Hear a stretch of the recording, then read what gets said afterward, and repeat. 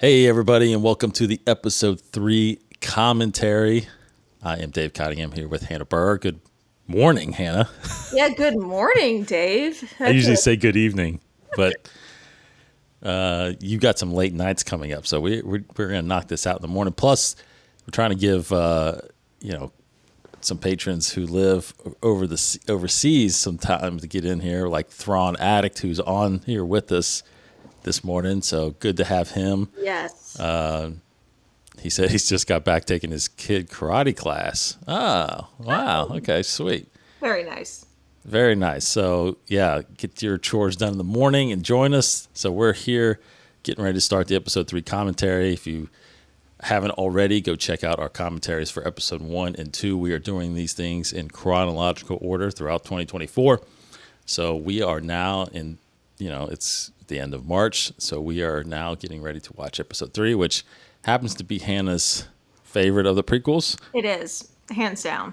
It definitely is mine too, because this is in my top 3 of Star Wars movies by far. So love this movie, and this movie means a lot more, I feel like, to me now because of this material that we've gotten.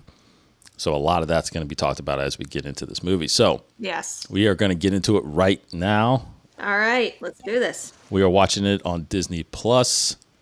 And we do a little countdown here so we can sync up a little bit. Yep. Are you ready? Ready? I am ready.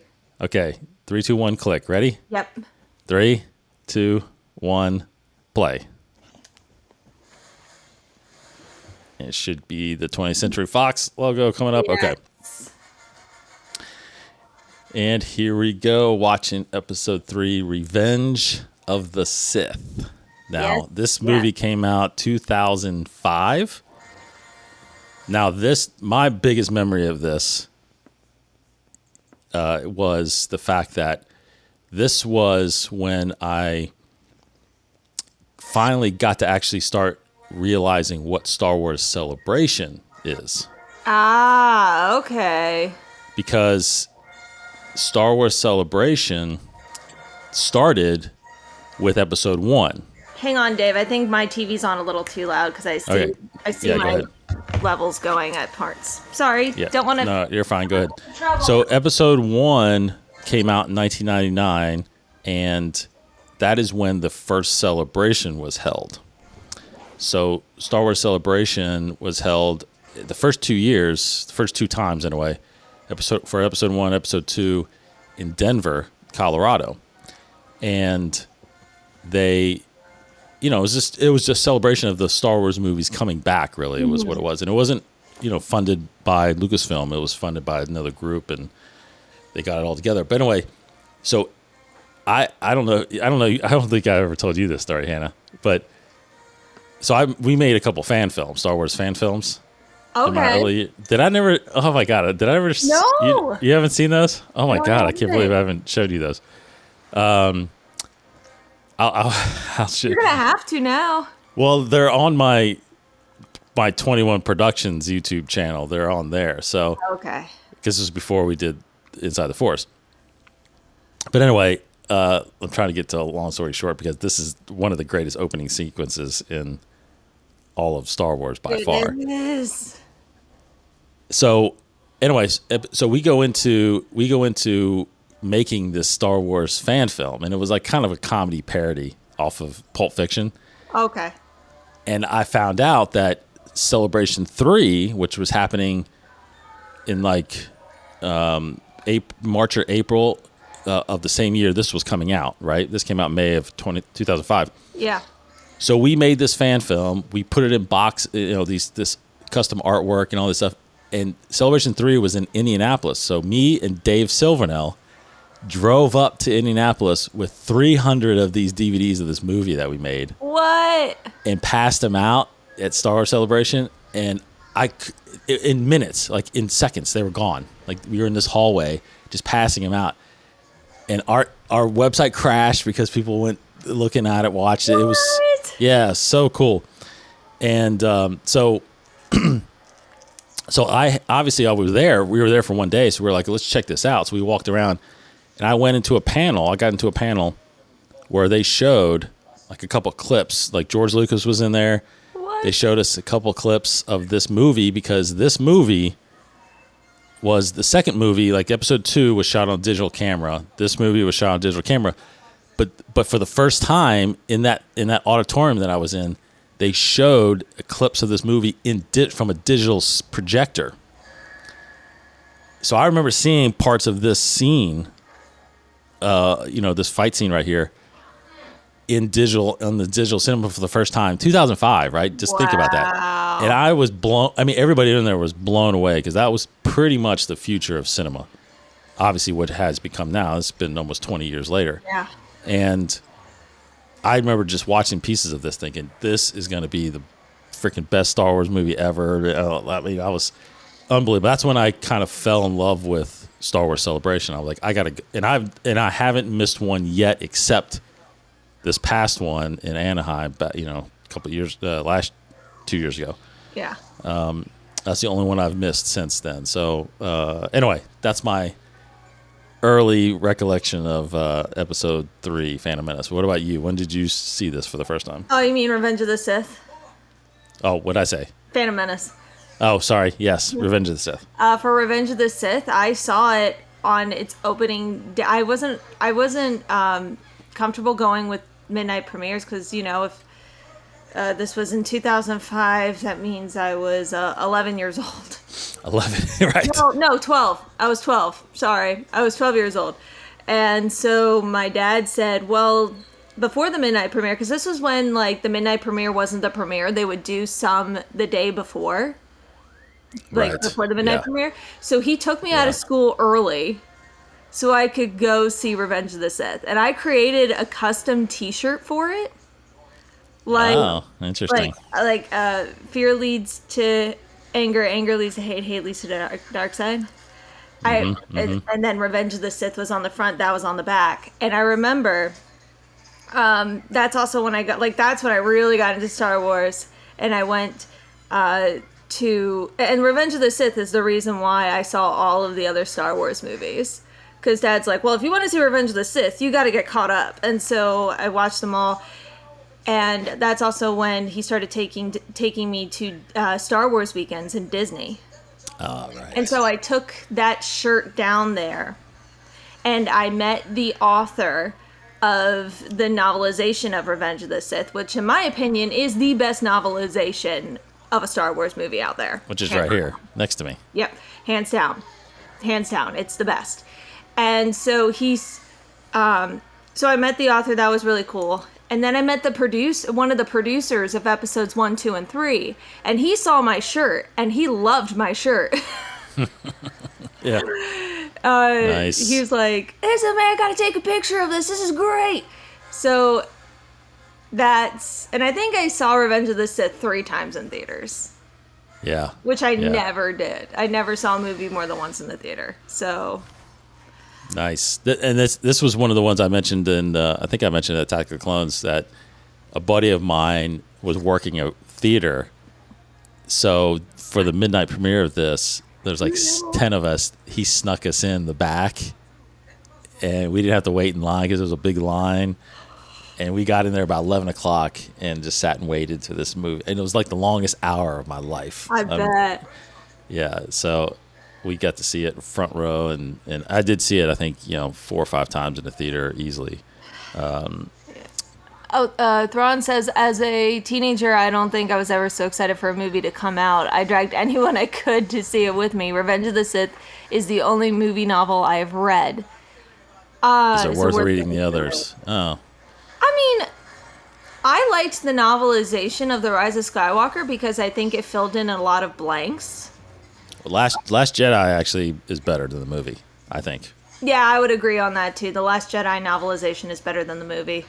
There's a lot more about, in that one, there's a lot, which we'll get to when we do the commentary, but there's a lot more in there about Luke and his struggle with leaving the island and going with the Resistance. That is huge information. So, right. I would also probably argue, just from a character development standpoint, in general, the novelizations are better for Revenge of the Sith, Rise of Skywalker, and The Last Jedi. In Revenge of the Sith, we get a lot more insight into what Anakin's going through. Because I know when I first watched this, I was like, he turned on a dime. But every time I watch this movie, I see the brilliance of Hayden, and I see him, like, we see him struggling in the second movie, we see him struggling in this movie, and it's not a turn of the dime. It's I'm going to do what's right, and in doing what is right, which was, like, saying, no, this guy has to go to trial, which is complete opposite. Like, his choice is the complete opposite of what happened with Dooku in the beginning of the movie. It's the complete opposite. And so I think it's so cool that he's like, no, I'm trying to do what's right here. I'm trying to right a wrong. And in doing so, he ends up making the wrong choice. And it's just like, it's brilliant. It really, really is.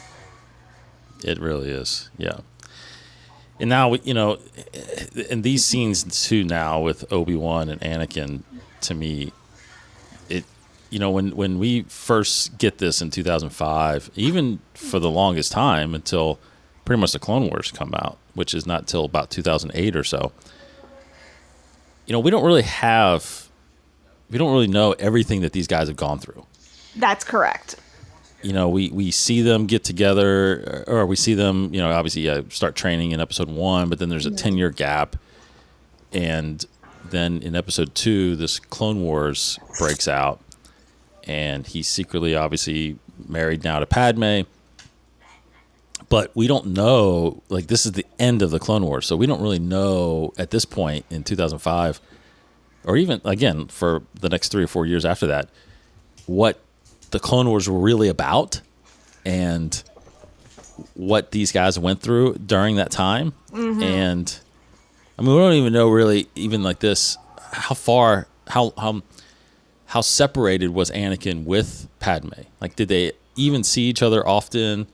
Was he always gone? I had these kind of questions back then about this. And now we have 7 seasons of the Clone Wars. We have these novels that kind of portray some of these, Brotherhood being a novel that came out, right? Yes. With Anakin and Obi-Wan. And so we have these stories now filled with their relationship and the struggles that they go through. And I don't know, it makes this movie, this part here, a lot more personal and a lot more you feel the tragedy that's about to happen and unfold in this, and especially now, even after this with the Obi-Wan series, Obi-Wan and his feelings and everything he's gone through with Anakin in this, it's like you understand where he's at in that point, even 10 years later after this. So it's just so much more weight in this part of in this whole movie, even though at some point, which I'll get to, there's a point where a lot of people don't realize, I don't feel like, in a way, there's a point where, they split up in this movie and they don't see each other again until he's Darth Vader.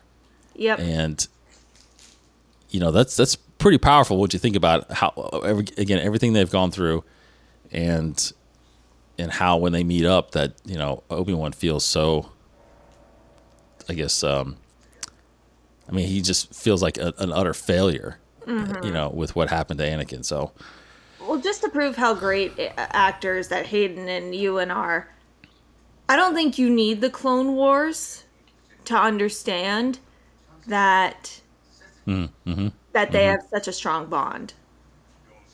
Like, you don't need it, because they're bickering in the elevator earlier. They're like, their teamworks and their jabs at each other, like, they're close. So it was cool very close how they got close, but you also didn't necessarily need it, if that makes sense. Yeah, no, totally. And of course, you got the return of Christopher Lee here as Count Dooku, which were very great to get him back, even though, I think he actually passed away a few years after this, but to be able to get him back in here, although briefly, because I think everybody knew that this was going to be how it ended with him.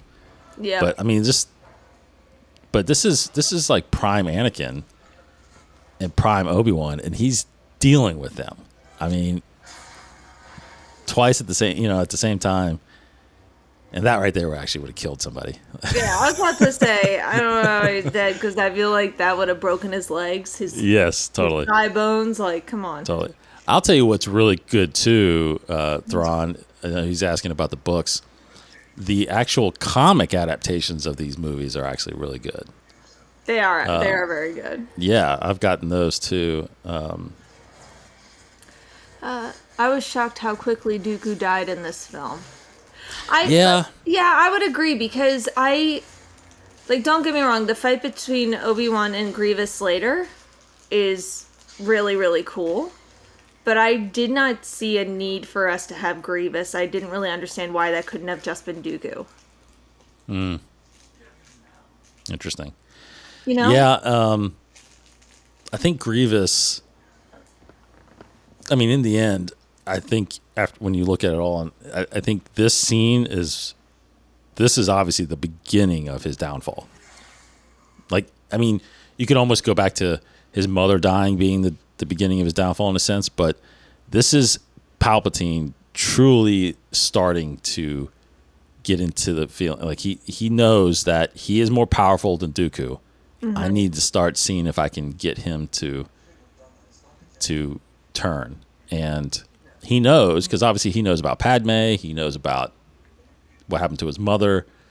So he's been playing on this the entire Clone Wars, and we see some of that in the scenes of the Clone Wars. But I was about to say, we see that Palpatine becomes, like, I don't want to say a surrogate father.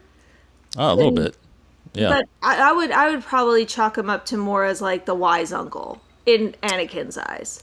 Sure. That he gets advice from, because he, I mean, it truly was the fight between Maul and Qui-Gon was truly the duel of the fates. Yes. Oh, it was, for sure.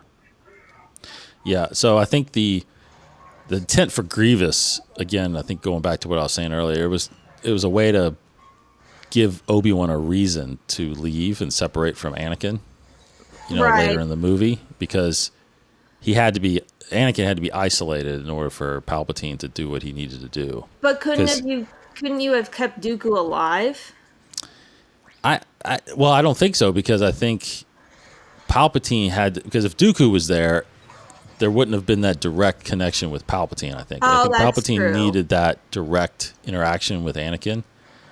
And I think if you look at what we said back in episode 1, you remember at the end of episode 1 during that funeral of Qui-Gon, yeah, there was that great shot of it's Anakin, Obi-Wan, Padme, and Palpatine. It's like the only people between Anakin were Obi-Wan and Padme, and it's like getting them out of the way. Yeah, is the only way to getting to Anakin. So as soon as Obi-Wan goes on that mission to find Grievous, I think that gave Palpatine an open door to say, okay, now's the time. I need to, and it's coming. He knew it was coming to the end. The Clone Wars were coming to the end, which is obviously he started the Clone Wars himself. Yeah. So he was manipulating this whole thing. He jammed a lot into the Clone Wars. Oh yeah. Like, I don't think people, like, I don't know. For me, I never really sat down and thought, yeah. Sorry, I love this section. And did I know something? Obi-Wan had some of the best lines in this movie. Yeah. But I think when it comes to the Clone Wars, we don't realize how long the Clone Wars really lasted. Like, well, yeah, it's 3 years, but it feels like a lot longer. It really does. But it was only 3 years, yeah. So it would have made sense too if it was 5, 6, 7 years or something like that. But because Grievous, the thing about Grievous though is, it was a little weird just because Grievous kind of came out of nowhere. He wasn't in episode 2. We don't even really get a backstory of him. There's right. There's some there's obviously some encyclopedias and things like that you can look up, and because he's an android, right? He's not a droid. He was organic. He was organic, and he's not a cyborg. He's an android.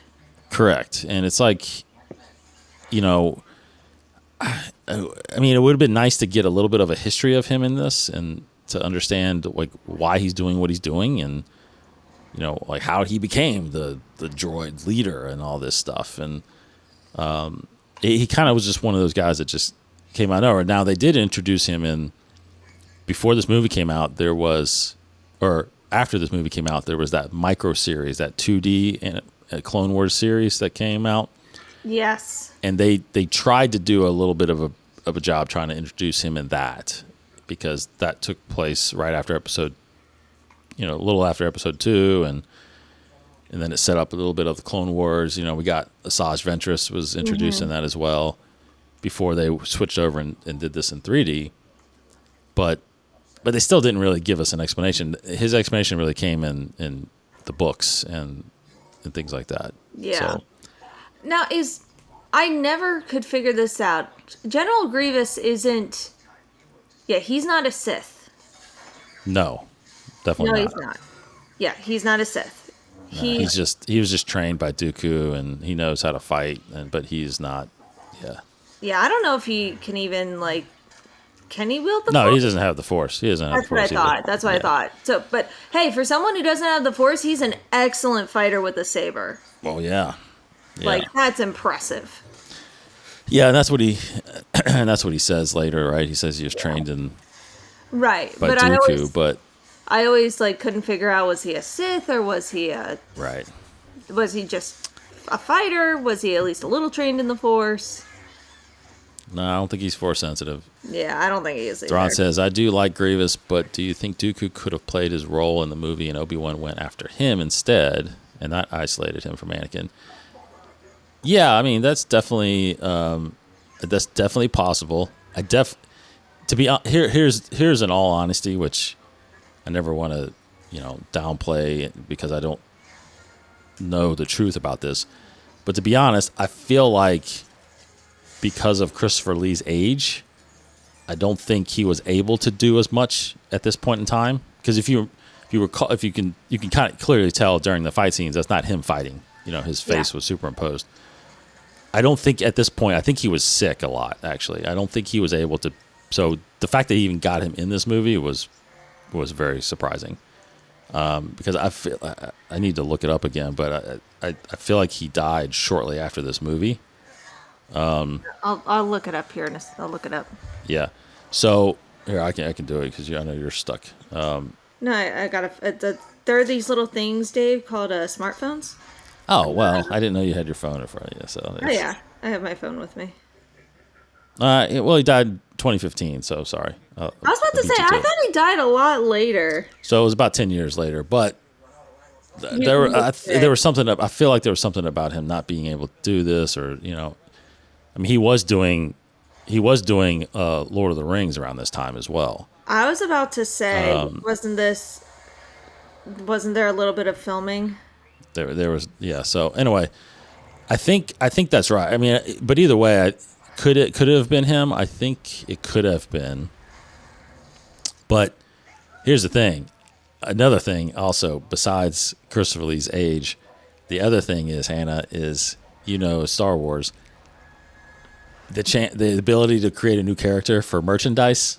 Oh. I mean, that's what you're going to do, right? You watched the creation of Star Wars, and that was Lucas's whole thing, was he wanted to really harp in on the merchandise, which was so smart of him to do. Wasn't he one of the first to do that for a franchise? To own merchandise, yeah. Okay. Oh, wait, I found a Reddit channel actually about Christopher Lee, like why his death was so fast. Oh, Darth. Hey, there is Darth S&M popping in. He said, hey, Darth. Oh, hello. Yes. Okay, so it's a combination of the fact of his health, and also this was filming at the same time as Return of the King reshoots. Yeah. So there was some struggle there, but I think ultimately, like Thrawn just said, new characters for toys, new characters for the kids.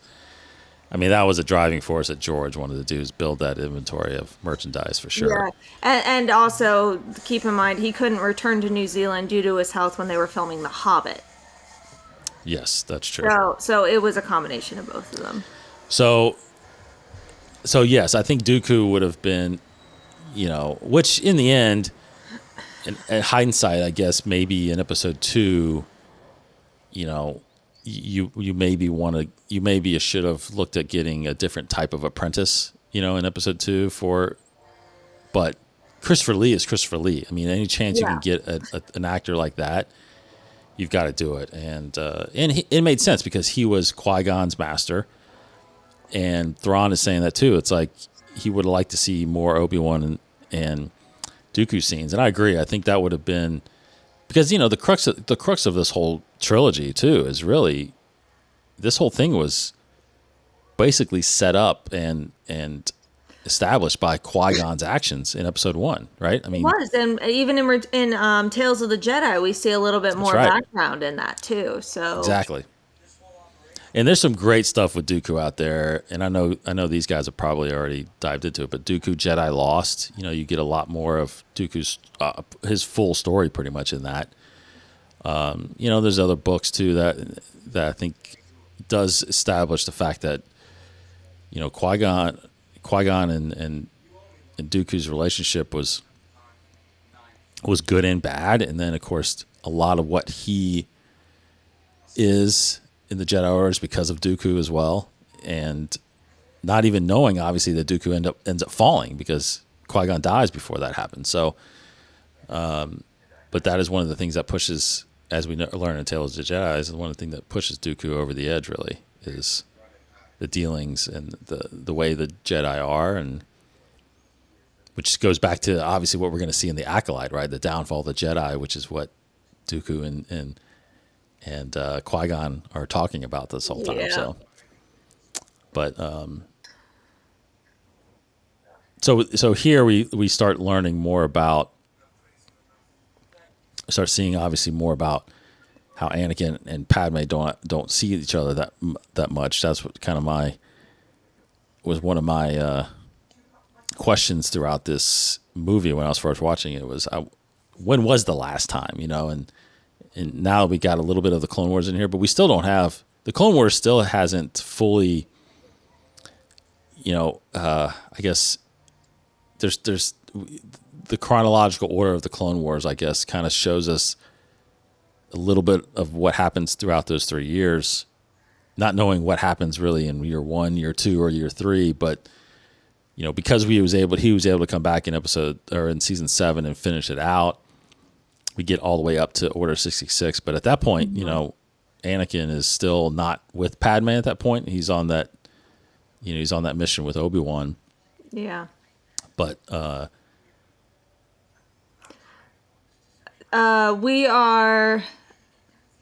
Padme is about to tell Anakin that she's pregnant. Yes. That's where we are in the movie right now. Oh, here, I'll tell you. We are exactly 26 minutes in, 26 and a half minutes in. So she's pregnant. Obviously, Everybody knows. Now, did you know? You had seen, so you had known like who she's pregnant with, right? Okay. Oh yeah. Yeah. I mean, you're 11 years old. I didn't know how much of the story you actually heard. I knew. I knew that. I even knew after watching The Phantom Menace that Senator Palpatine was Darth Sidious. Oh, okay. To me, I just knew. I really knew when they played the dun dun dun when they cut to him. I'm like, like it just kind of. Like, I was like, plot twist! Yeah. Yeah, Thrawn says, what a day for Anakin. Killed a Sith, survived the crash, and now finding out you're going to be a dad. Yes, that is... Too bad it's all going to come crumbling down. Well, and you actually kind of see that in his face. Like, he's like... You do. He's like, whoa. He's like, this is great, but oh no. Yeah, that's, Padme, the thing about Padme is she's again, another thing that going into this movie I didn't really realize was, to me, I felt like Padme was very separated from the Clone Wars. Like, he's out there fighting. I'm here stuck in the Senate just doing what I'm doing. But that is 100% not the case. No, she was heavily involved in the She was everywhere. Oh my gosh. She was out fighting. She was out being a spy. That's one of my favorite episodes, is when they went to have her spy on this guy, and Anakin, being the jealous husband, was like, yeah, she's like, you don't trust me? And he's like, no, I trust you. I don't trust him. That's true. Yeah. So I'm going to be your bodyguard. Right. Yeah. So that's what I think, is, I'll always say, which is so great about the additional stories that we get, is that it just puts in perspective and changes the, some of the characters, the way we view some of these characters in these movies, because Padme, again, in this movie, it just feels like she's there, but now, her demeanor is so different now, because she's right now, she's only worried about being a mother and what's safe for the child. And obviously, what do we do? Like, she's married to a Jedi, which isn't supposed to be. Yeah. She's hiding. She's lying basically to everybody. Now she's got to explain how she's pregnant, without being married, but she is married. So it's like, you have all these worries about her where she's not necessarily worried anymore. I mean, I know she is, but in the movie, she's not really worried about the galaxy and what she got into this business for, which is protecting the people and figuring out the best way to run the galaxy. And so, but that's what she's doing in the Clone Wars. In the Clone Wars, she's trying to defend democracy and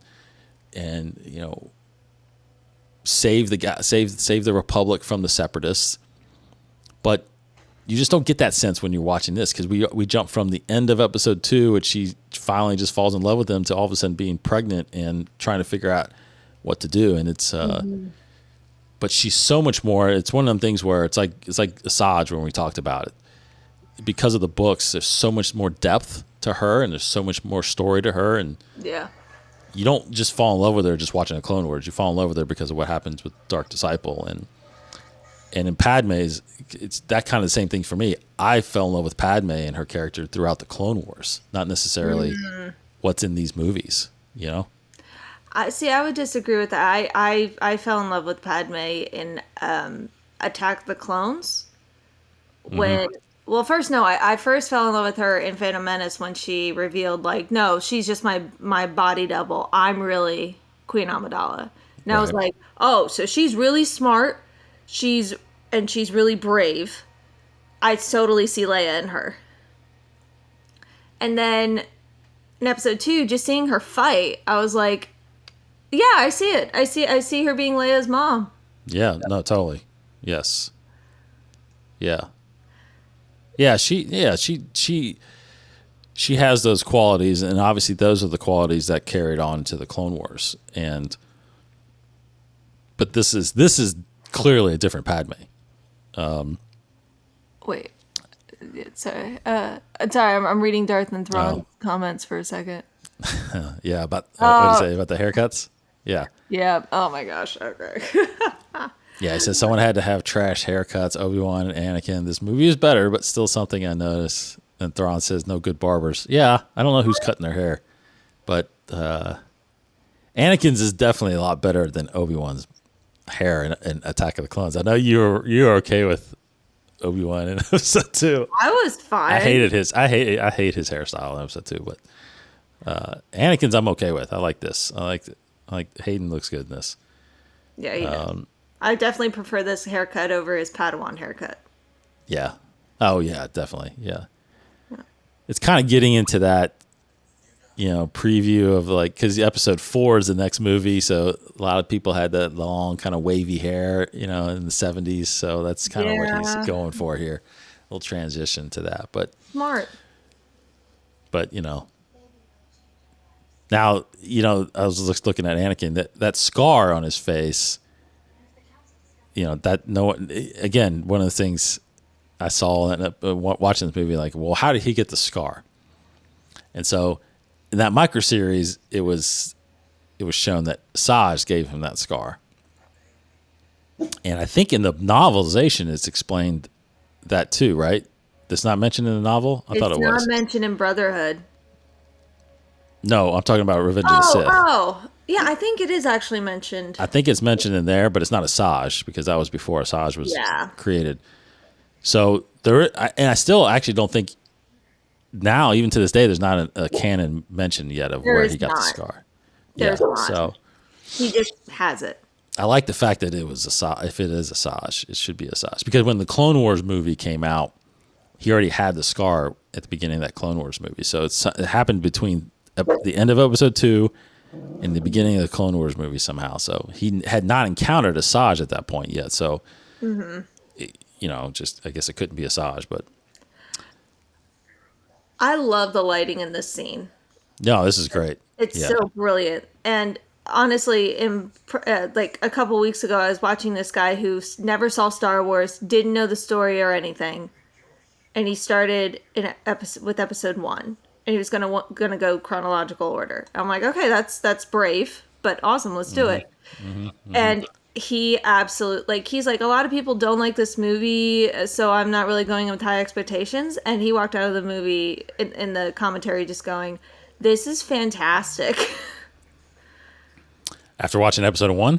No, after Revenge of the after Sith. This one? Yeah, he's like, this is a fantastic movie. I don't know what they're talking about, but and one thing that he just kept harping on was how the cinematography in this movie. And he's not a movie maker. He didn't major in film, but he's like, the cinematography in this was just brilliant. You're absolutely right. I feel like they did step up their game in this movie. I think there were a lot of great shots in this movie. Even that right there, where you see the silhouette of those guys, and the lighting in this is very well done. Now, and it's honestly, it's amazing to think about this, but if you really pay attention, like really not even worry about the dialogue and not even worry about the story, and just look at the shots, and you think about it, there are so many locations in this movie. Like, I'm not sure. There's not many times they repeat a location in this movie. Like, It's not like they always go back to like someone's house. It's like, this is a whole new set here, and there's so many planets that they go to because of the Clone Wars. Think about Order 66 when they start showing all these different planets. I mean, there's so many different locations. I mean, we do come to Palpatine's office. Even Palpatine's office, we go to like several spots in this place. But yeah. Oh my God, that looked like. Oh, that's funny. I just noticed the back behind Anakin there. That actually looked like New York City more so than Coruscant. Oh my gosh. But anyway. In the council room before, there was an interaction that was really interesting, and I don't think I've ever noticed it before until now, where Anakin was like, where Obi-Wan's like, oh, they're going to give more power to the Emperor. And Anakin's like, well, that can't be a bad thing, right? It means there's less deliberating. It means we end this war faster. And Obi-Wan just gives him this look. Yeah. And he's like, be careful of your friend Palpatine.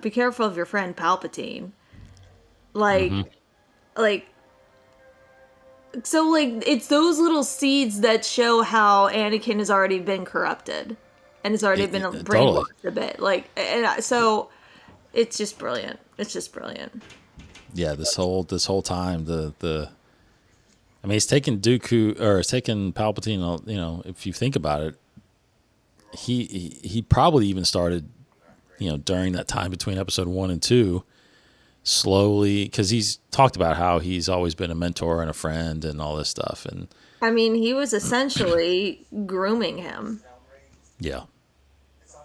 Now, this part, I will say this part, I didn't really agree with how much Anakin got upset with this. Because, in my opinion, here's the thing. So Palpatine just told him, I'm putting you on the Jedi Council. Yeah. You're and of course now when he gets there, Mace Windu is saying, look, you're on it, but you're not a master. Because to me, Anakin has got to feel, he's got to know that being a master is earned. It's not given. Yeah. And you can't just get it by just because you're on the council. And he didn't earn a spot on the council. He was given a spot on the council. So him being upset, I've always felt like, I don't know why he's getting upset. Well, here's why he gets upset. And I wanted Thrawn and Darth to hear this because Thrawn was just asking about the novels. Well, in the episode 3 novel, the reason why he is so pushing being a master is because he believes and he's told that being a master, you can then access different parts of the archives. And he believes he can find a way to save Padme that way. So that is why he's so upset there, is because, wait, you're not making me a master? So I'm now still stuck not being able to access whatever information I need to find in order to find a way to help Padme, to stop these dreams from happening. So that's the driving force of that. But again, when you're watching the movie and you don't read the books, it's a little out of place as far as like why he's so upset. Right. You know what I mean? Yeah. I think the other part, like the thing, what I thought about it, like with him wanting to be on the, it's just, I think that was pride, because the Chancellor talked him up in the scene before. Totally. So I thought it was more of a pride thing, because, you know, he is more susceptible to things like that. And then, like, with this whole thing here with Obi-Wan saying they want you to spy on the Chancellor. Yes. Like, okay. Like, I mean... this is the beginning of the seed that starts getting planted in Anakin's head. Like, well, maybe the Jedi aren't that good, you know? Because that is wrong of him to ask him of this. It is very wrong. Very wrong. I mean, yeah. Why are you asking this of me? Yeah, and he has every right to say that, because he's getting put in an impossible situation by both people. You know, but Obi-Wan just said, like, he didn't say I'm asking you, because Anakin said, "Why are you asking this of me?" And Obi-Wan's like, The council is asking you. And so I think that was Obi-Wan. Which is even worse, in a sense. Which is worse. Well, yes and no. I think part of it is that Obi-Wan disagrees with this decision. And I think Obi-Wan disagreed with the decision to have Anakin spy. Like, this next scene kind of conveys that. But also, if we look back in Dark Disciple, when they asked Quinlan to learn dark side of the Force aspects in order to assassinate Dooku. Right. Like, Obi-Wan was like, whoa, are we really okay with this? Yes. And so I think Obi-Wan has a huge problem with it, but he is also in an impossible situation where this is a guy he loves as his brother, but then he's held by responsibility as a Jedi, and as a Jedi, you're not supposed to have attachments. Right. So it, like, gets into this whole complicated mess, and it really, it's a poor situation that Anakin was in, but it was prime for Palpatine to manipulate him.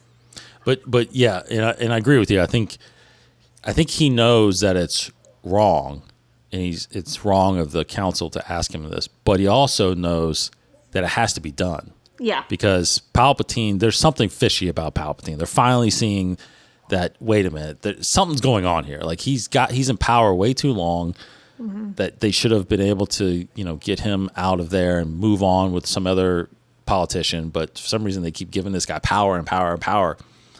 And the fact that he did this, like, why would he put Anakin in the council? Like, why couldn't he just go to a member already on the council and have him be the advisor, right? So that's fishy, and completely makes sense that the council is not trusting of Palpatine. And right. But this is kind of the, and that is a question I feel like I've kind of had,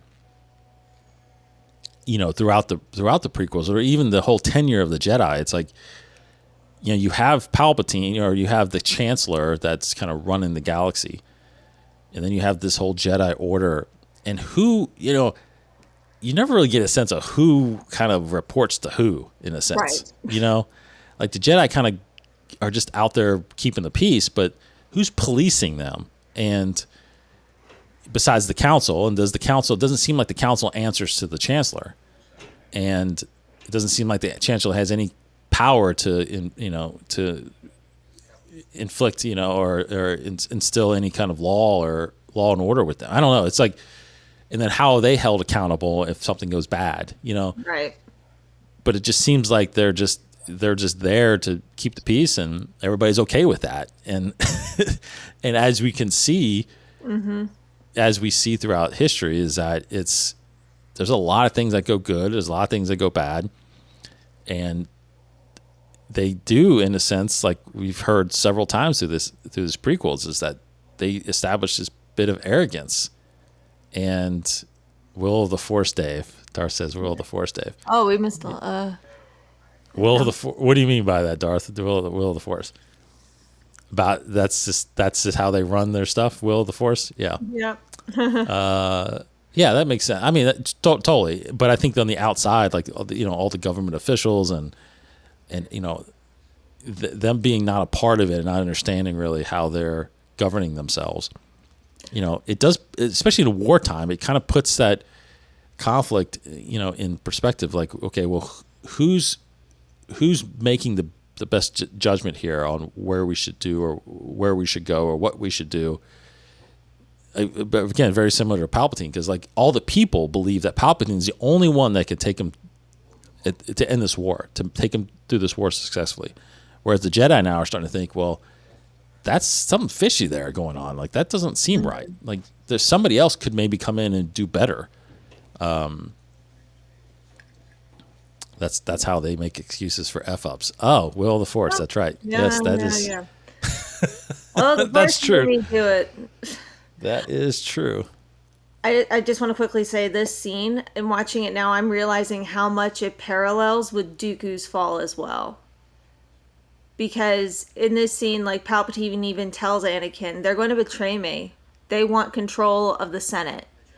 That is the lie that has been placed during the assassination attempt of the Chancellor. That was the lie that was placed in everybody's head. So that's why everybody hated the Jedi.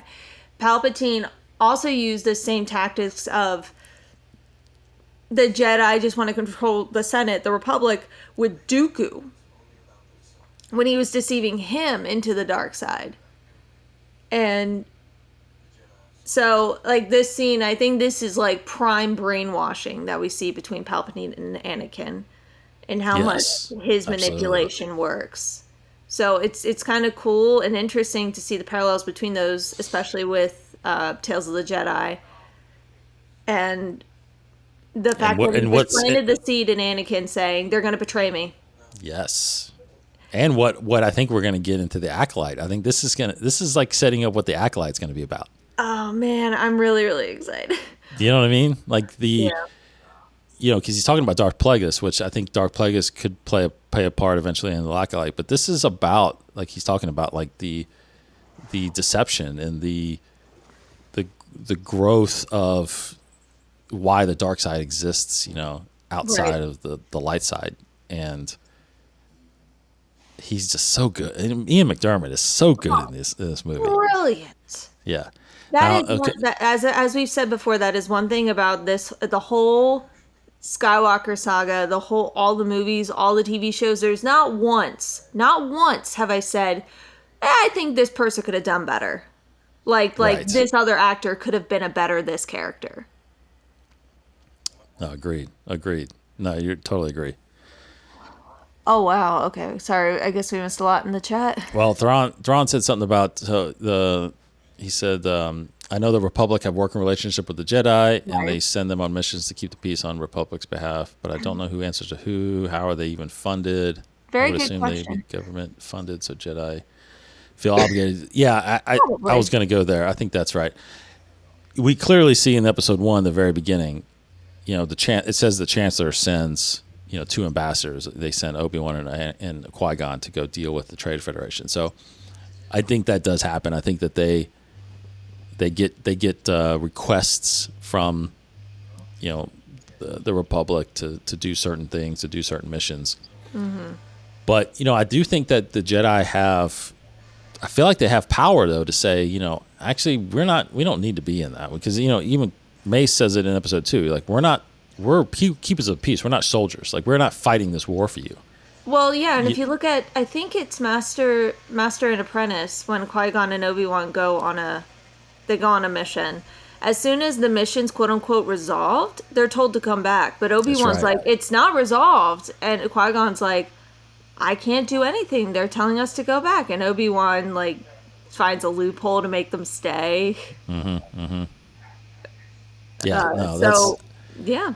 So there's conflicts of interest there, right? It's not like we report to you and we do what you say. We have our own council that kind of decides, what was best for us, what is best for the galaxy, and what is best for our involvement. But it's weird, because then they'll get into doing different things that maybe is not what they should be doing anyway. But I do agree, funded wise, I don't know how they're funded. That's a great question. Darth makes an excellent point. I think you're right. I think in Rise of the Red Blade they do talk a little bit about how they're funded. They do? I think they do, or it's hinted at the very least. I don't remember. It makes sense that they would be government funded. I think it has something to do with that. I don't remember. I don't remember, but I do remember them hinting at how they would be funded. Thrawn, I do agree with you. I think if they canonized Plagueis, it would be very, very interesting. I just don't know how you would tie that into the Acolyte if they wanted him to be in the Acolyte. Yeah, I think the story of Plagueis could be.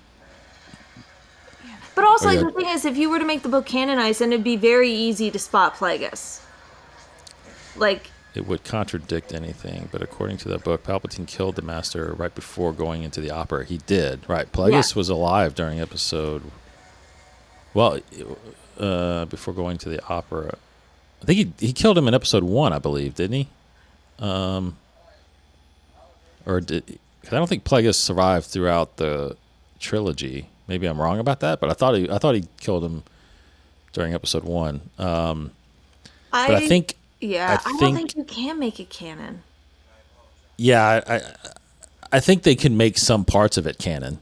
They'll make some parts of it canon, but I think I was watching, I was reading an article a little bit about it, or a video, but they were talking about just ages, and obviously Palpatine's not alive during the Acolyte, but Plagueis would be, I think, something like 15 years old or something like that. So I think it's possible that Plagueis is introduced in the Acolyte. I don't think he's the main antagonist. Right. But I think what they're going to have to do is change his species. I keep going back to his species. I don't think he's going to be immune. I think he's going to be a human.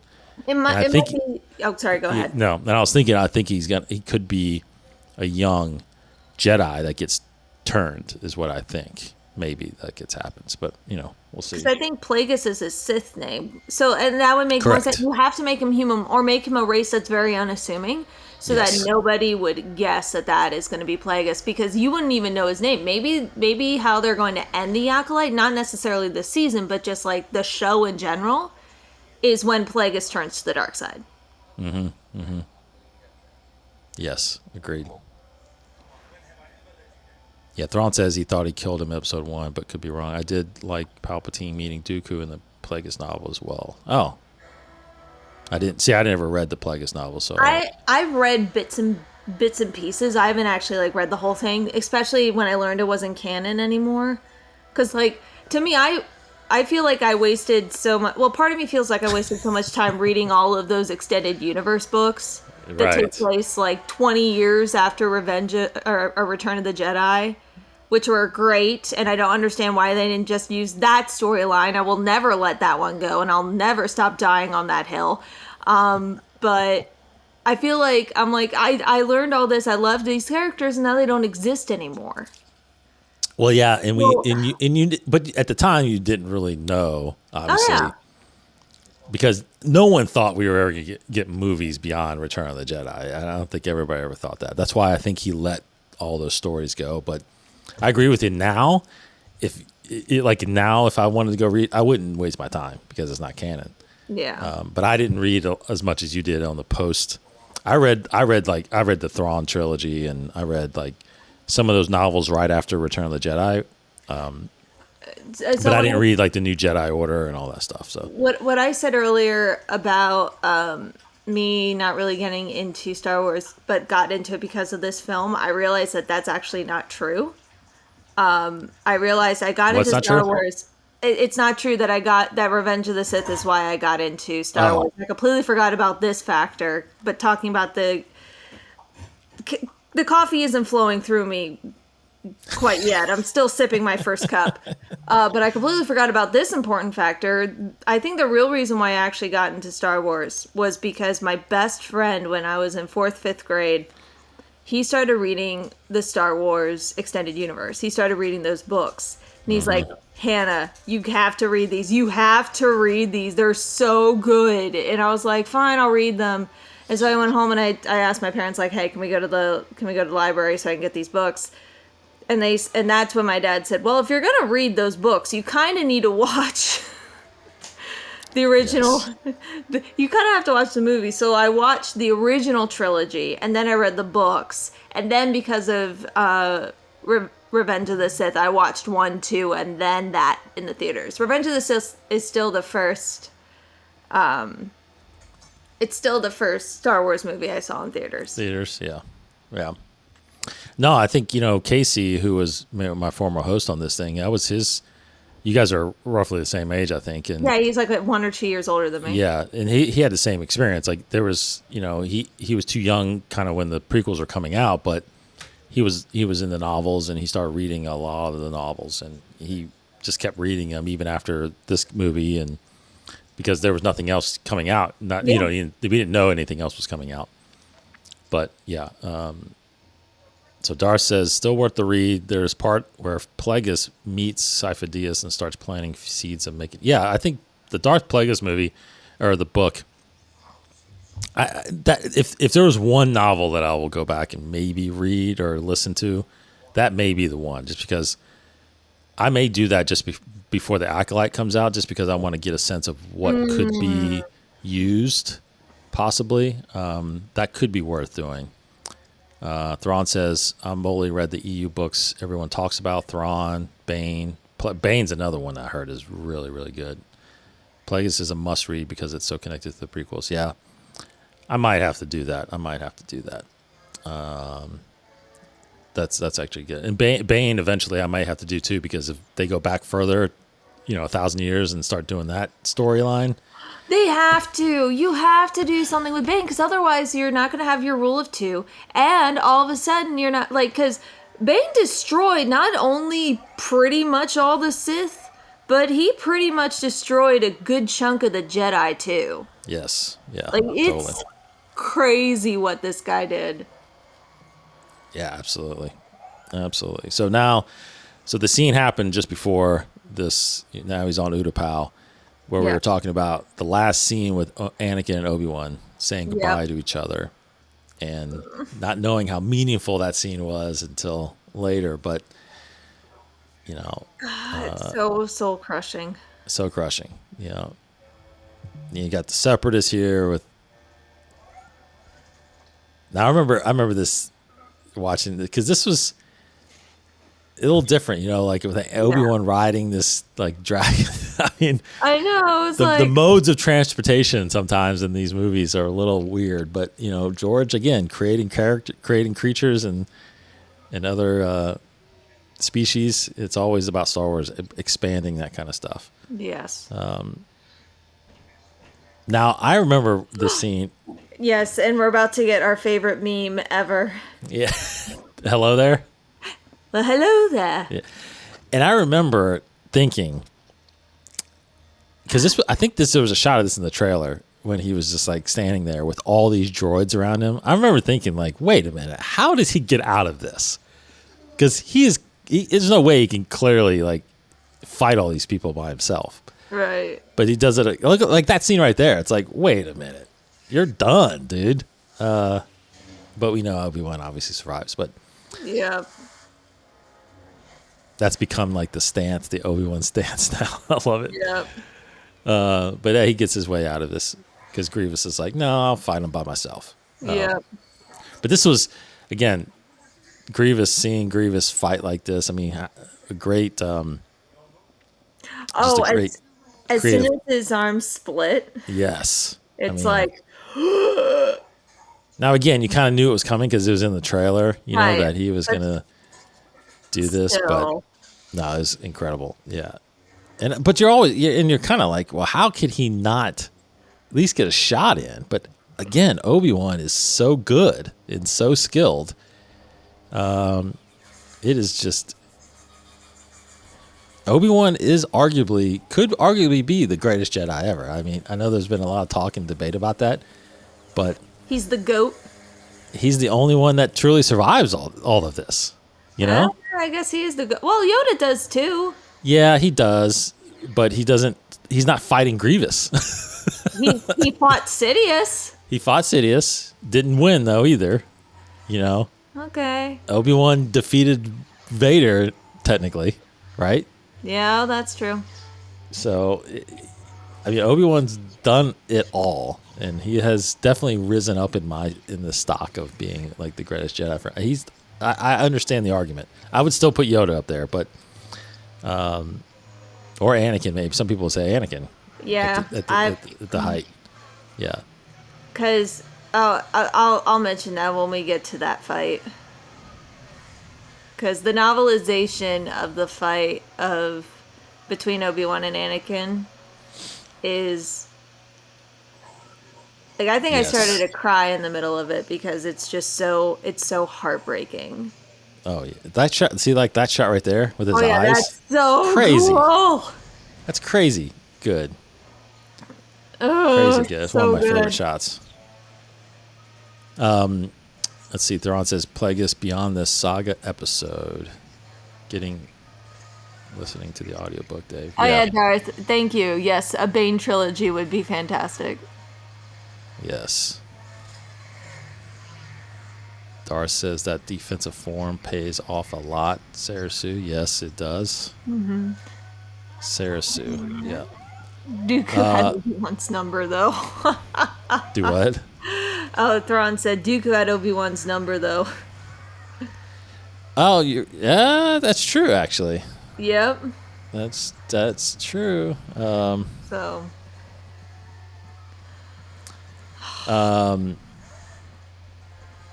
Wow, that's true. I don't think he ever really beat Dooku, right?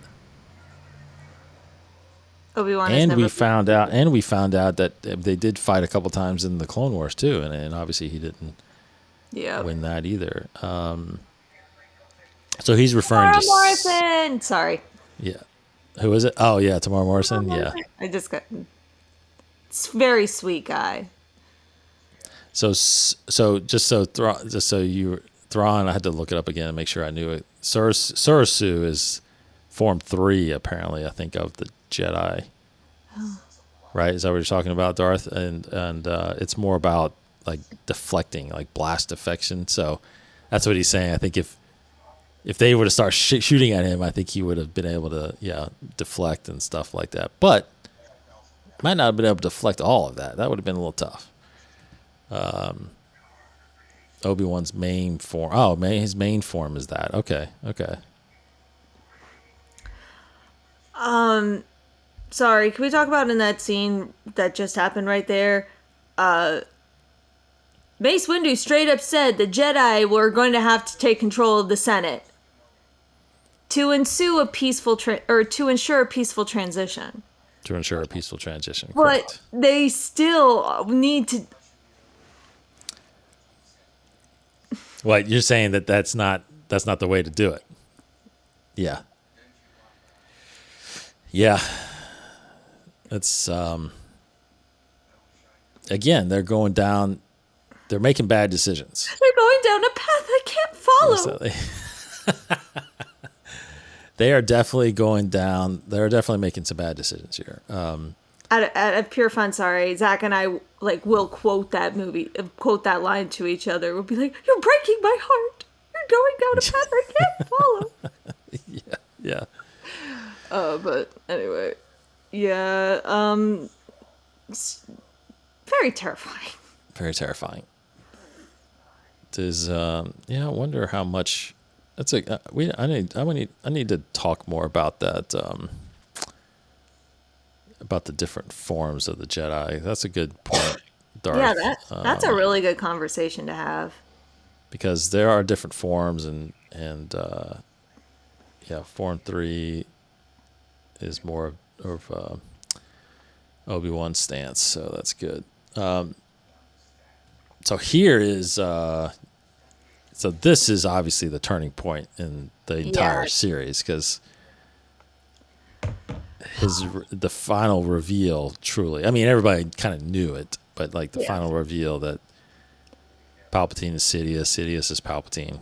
Oh, the guy who I watched on that commentary had no idea. He just thought he was another dark side. Well, he didn't realize he was Sidious until the very end of the movie. But I just want to say, like, here's the thing. Palpatine is making a lot of really, really good points. He's like, if you want to understand the light side, if you want to understand what it's like to be a Jedi, you have to study both sides. And he's not wrong.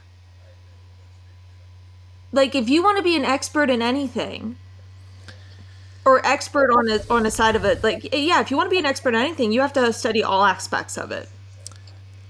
And I wonder if like, if you want to truly, and I think this is where, and we get a lot of this actually in Rise of the Red Blade, a lot. It's not blatantly said, but it's hinted at heavily. One thing I think the Jedi did not do a good job in this era is they basically took the abstinence type of route with the dark side. They're like, don't think about it, don't touch it, don't even do it. Like, we're not going to tell you the signs of it. We're not going to tell you what it's like. We're not going to tell you the warning signs. You just have to trust us. And in Rise of the Red Blade, that was not good for our protagonist. It was not good at all. Okay. So I think the Jedi did a disservice by not, like, obviously, like, not doing a deep dive study into it, but at least not telling them this is what it could feel like. This is what it could look like. They weren't talking about that. But they were talking about the emotions that lead to the dark side, right? I mean, they've been talking about emotions, but you're talking to a bunch of kids who are still. Well, I mean, even Anakin, even Obi-Wan, or even Yoda in that scene earlier was telling Anakin, like, Anakin was like, well, what do I do? How do I do this? And he's like, you have to learn to let go, because those feelings will keep pushing you down this path, which is what happens, right? I mean, Anakin never learns to let go. But now, the problem is too, though, is that I think what you could do is in teaching somebody to learning to let go is like, well, even if you can't let go, here's the ways to understand what has to happen, because like Anakin even said, is that, I mean, compassion is actually is essential for a Jedi's life. So you're gonna be compassionate to somebody. You're gonna care about people and care about things. And that makes you have an attachment with them because you care about them. And then eventually you're gonna want to not, have this fear of losing them, which ultimately leads. So it's like it is contradicting a little bit. Jedi have to be connected, but they, for some reason, can't care about losing, which is very difficult to do. I mean, it's just, and so I think that's right. I think that the understanding what main aspects of the dark side that you need to avoid and you need to train yourself against. I mean, maybe that should have been more of a focus than just not trying to talk about it. I think Darth put it perfectly when he said they used the DARE program on them, D for dark side. Yes, they did. Jedi, the High Republic were getting it on with each other. Oh, Yeah. Yeah, they were. Yeah, they were. They were. So, Yeah. there's that. And So, I feel like that's fine. I mean, again, I think it's all in train. Now, do you open yourself up to more people possibly, becoming, falling to the dark side or becoming? Yes, you probably do, but that's the system you have to try to figure out is how do we make this work, and how do we what training methods do we have to do to make this work? Because it's almost like they're told to be a bunch of priests in a way that they can't have relationships and things like that, but you're supposed to care about everybody. that was the part that like always confused me because I'm like, you can't care without connection. That's right. That's right. Because here's the thing: for 3 years, technically, Anakin and Padme have made it work. They did. If it wasn't for Palpatine, they would have been fine. They would have been great having a marriage, having kids, him still being a Jedi and fulfilling his oath.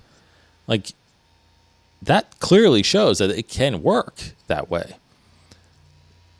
But if you have a dark warrior trying to manipulate you, it becomes very difficult, But this by far, I love this scene here. Like, just there's no dialogue with Padme, with Anakin here. And you just hear Palpatine's words echo in his head. Like, yeah, the more I watch this, like, I know when I first saw this, I'm like, oh, his turn to the dark side was a little quick. But the more and more I watch this movie, the more and more it becomes one of my favorites. Oh, like, it's actually brilliantly done. It was brilliantly done. And again, cinematography, these scenes here, just putting this at the sun setting, getting it, like, again, it's like it's so beautiful, insinuating the darkness is coming. It's like, I mean, it's brilliant. It's brilliant. I mean, George does not get enough credit. I mean, I get it that there's definitely some questionable filmmaking decisions that he's made before, but that was before. That isn't now. Yeah, this kind of manipulation of the scenes and incorporating these subtleties. I mean, that's what filmmakers are known for, the good ones, and the thought process of how you want this thing to look, what you want going on in there. And the fact that they're seeing each other without seeing each other in this is so good. It's so good. Oh, yeah. It also just shows you. And Hayden can cry on cue. Oh, seriously. Oh, this scene. This is it. Yeah, this is it. So, again, one of those things where I'm like, wait a minute. How is this going to be possible that he survives 4 Jedi? Yeah, it's like, what? And then all of a sudden he takes down 3 of them. And these are, by all accounts, the best, like, some of the best fighters. These are 4 masters of the Jedi. 4, yes. And he just takes down 3 of them right away. Like, holy smokes. Yes. 1, and then Kit Fisto. Bye, Kit. I think you might actually be a little bit ahead of me, I think. I'm going to catch up a little bit. Oh, sorry. Anyway. You're watching, so yeah. Oh, no, I said bye, Kit, before he hit Kit. Yeah, I think I'm there now. Yeah, and I love this. I love the purple and red sabers because we never really see the purple against the red. I love this. But this is like, I remember Mace or Samuel Jackson always talking about how he wanted a rightful death. Like if I'm one of the baddest Jedis in the galaxy, I can't just be punked by just like some guy wielding a lightsaber. Like, I have to be double teamed. I have to be like, there's no way I can just go out with nothing. So it's like, you knew that there was going to be a crazy. Oh my gosh. Yep.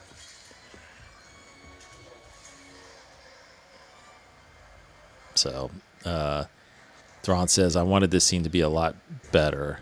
they need stunt doubles and CG for a better duel. I do agree with that. I do agree with that. It should have been a lot crazier and probably a little longer. In fact, my big thing, which again, it would have lengthened this, but I think it would have been better. Instead of having Anakin just simply cut his arm off, I would have had Anakin and Mace fight more. Because that would have just fueled, I feel like that would have fueled his turn more. Okay. Like instead of just cutting his arm off, he would have blocked it. And then they would have fought. And I think that would have even given Anakin a little more, even more reason to think, well, the Jedi are bad. Like, why is he fighting me? You know? Because I'm doing something that's right. He's clearly doing something that's wrong. Wrong, right. And we know Palpatine has a second saber. So what if Palpatine would have pulled his saber and then both would have went at him?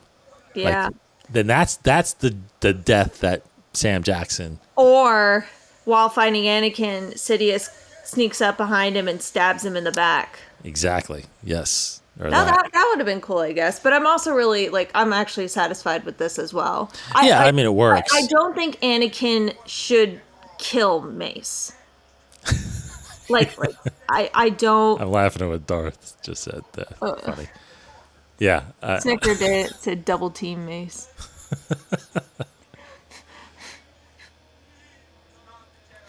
Fight. Yeah. Fight. Double team. Yeah. Oh my gosh. So. Never learns his. Never turns out. Yeah. Never learn. Yeah. No. That is kind of. Yeah. That does happen twice. Palpatine never learns his Force lightning. Never. That was surprising that happened. So right there. So he cuts. Yeah. Whatever. Anyway. It's still a great. That's still a great death, though. If he dies. But that's the thing. That's the reason why too. I think maybe he threw him out the window because he's not. Maybe he's not dead. Yeah. So. I think that is definitely a possibility that he's not dead, and that's why. But he's clearly getting but he's still alive. He's still moving his extremities, as he's flying out there. So. Oh, Anakin just dropped his saber. He was in such distress. He was. Yeah, he definitely was. Oh my gosh, sorry. It's just every time I watch this movie, I'm picking out more and more details, which makes me think, wow, this is a great movie. Yeah, he definitely is questioning, what he did, and but again, it's right. He says here, it's all about Padme. It's all about Padme. How do I save Padme? And I think part of it too is Anakin also realized, what have I done? Part of that line is, I can't go back. I can't go back to the Jedi like this. There's no way they would take me back. No, but and right now he's pretty much convinced too that the Jedi were evil. I mean, Mace was in there trying to kill him. Yeah, he's fully convinced now. Totally convinced that they're not who they were, and they made him do things he didn't want to do. Yeah. Yes, and they were very ironically prideful themselves. Yes. Yeah.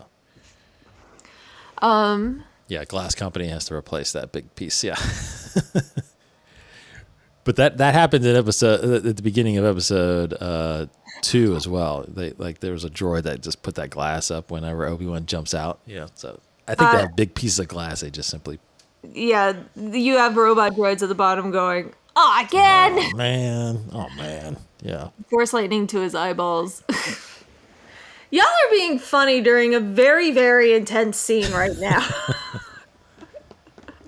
Yeah. So, I think I want to talk. I think this is going to be a bigger conversation. Because Order 66 is coming. Oh man! Oh no! And now, obviously, again, we've gotten so many different scenes of Order 66, from Star Wars Jedi Fallen Order with Cal Kestis. We've gotten, in the Bad Batch, we see the Order 66, what happens to Kanan and Depa Billaba, and, all the scenes that happened during this movie, obviously. And then we got what we saw with Ahsoka I'm so sorry. Can I pause you for a quick second because of what's happening right now? What? Palpatine just straight up told Anakin, "You're the only person who didn't know of this plot. So as soon as the Jedi find out what happened, they're gonna kill both of us. So I think we need to take the first move and get rid of them." And Yeah, Anakin's like, totally. "Yep, you're great. You're right. You're right. My life is on the line. I got to think of Padme." So I like just, it's just insane. Sorry. Anyway, back to Star Wars. Yeah, no, it's full manipulation. It really is. And it's this plan that's been orchestrated, because this thing with Palpatine, which if you just truly think back, like this whole trilogy was laid out by him. It really was. He planned everything. Every piece of this, like he's not making this up as he goes. Like this No. is completely planned out. Which is nuts. Nuts. Completely nuts. Because if you are the only one that is there, like, you know, you're the only Sith master, and you have thousands of Jedi that you're fighting against, there's no way you can win just going head on, right? So you have to do what he did. You have to go behind the scenes. You have to. And so I think it's interesting to me to think about, did it really take, I guess, 1,000 years for someone to finally say, this is the only way we're going to beat the Jedi? Probably. I guess so. I guess so, because it seems like they hid in the shadows for 1,000 years just trying to figure out maybe what's the best way, and maybe they tried different things and it didn't work. I mean, obviously, again, Acolyte, we may get an example of that, but it wasn't until Palpatine finally came in and they said, you know what, let's go the political route. Let's get the whole galaxy to turn on the Jedi, not just the Sith, because it's exactly what they did. Like and I think that's what he realized. I think he realized just based on numbers, the only way that they were going to be able, the Sith were going to be able to control the whole galaxy was if and only if they got the public to be on their side too. Exactly. No, exactly. And that's what he did. That's exactly what he did. I mean, he didn't just manipulate Anakin. He manipulated everyone. A galaxy. An entire freaking galaxy.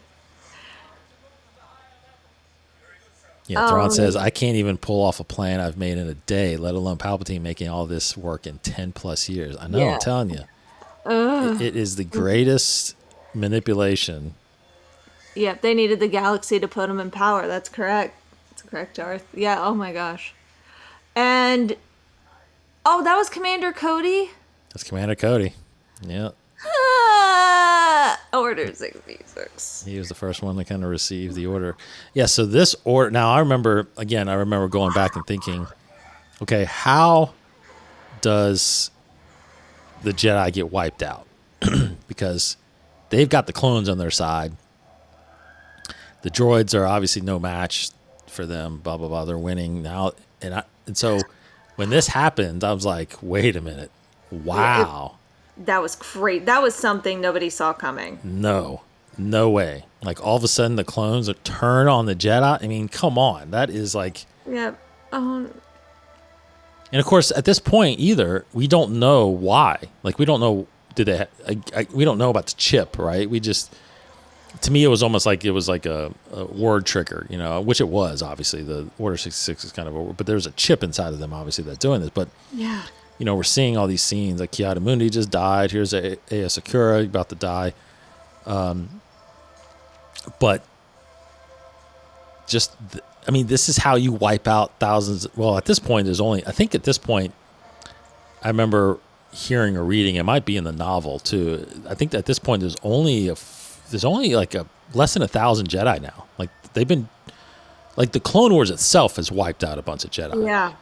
Like during the war, but this of course finished them off. And yeah, great music in this, absolutely.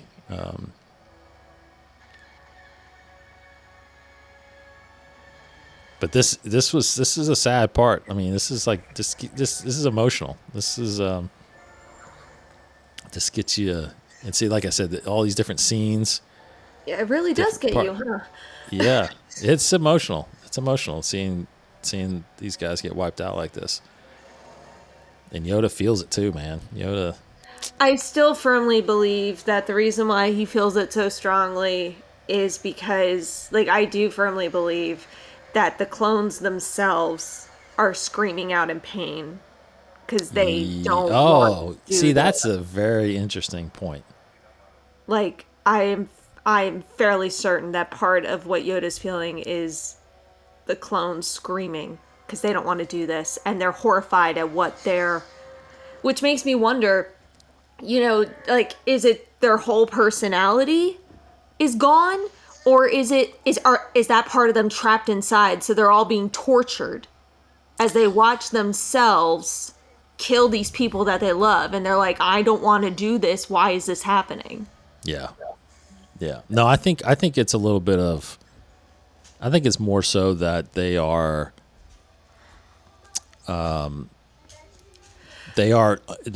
in control of their actions during this order. Now, what we haven't been told fully, but we have been hinted at, is that it wears off. Like, it's not something like their whole personality changes. It's something that they have to do because they believe, and some of them tend to get manipulated and believe it forever. But as you can see in the Bad Batch right now, like with Wolf, understands that there's something else going on. Like, I think Palpatine was just betting on, like, like, if it was a torture thing where the inside, like, their true consciousness was still there, Palpatine would probably figured, oh, like, the pain of all this, though, will just break them. It'll break them, and they'll just accept that this is what it is, and they won't realize that they'll eventually have the ability to think for themselves again. Right. Yeah. Yeah, and we saw that in Rex, Rex fighting back because he didn't turn right away. Right? No, he didn't. It took a bit, and then wow, Ahsoka saved him. Because he clearly had the most connection to the Jedi. Mm-hmm. And that's why he was able to fight it a lot longer. Mm-hmm. Mm-hmm. And then we got Bail Organa here, which he plays obviously a bigger role, which we haven't seen, much of, but we're getting Jimmy Smits in different pieces here and there of Bail Organa. So, 1 second.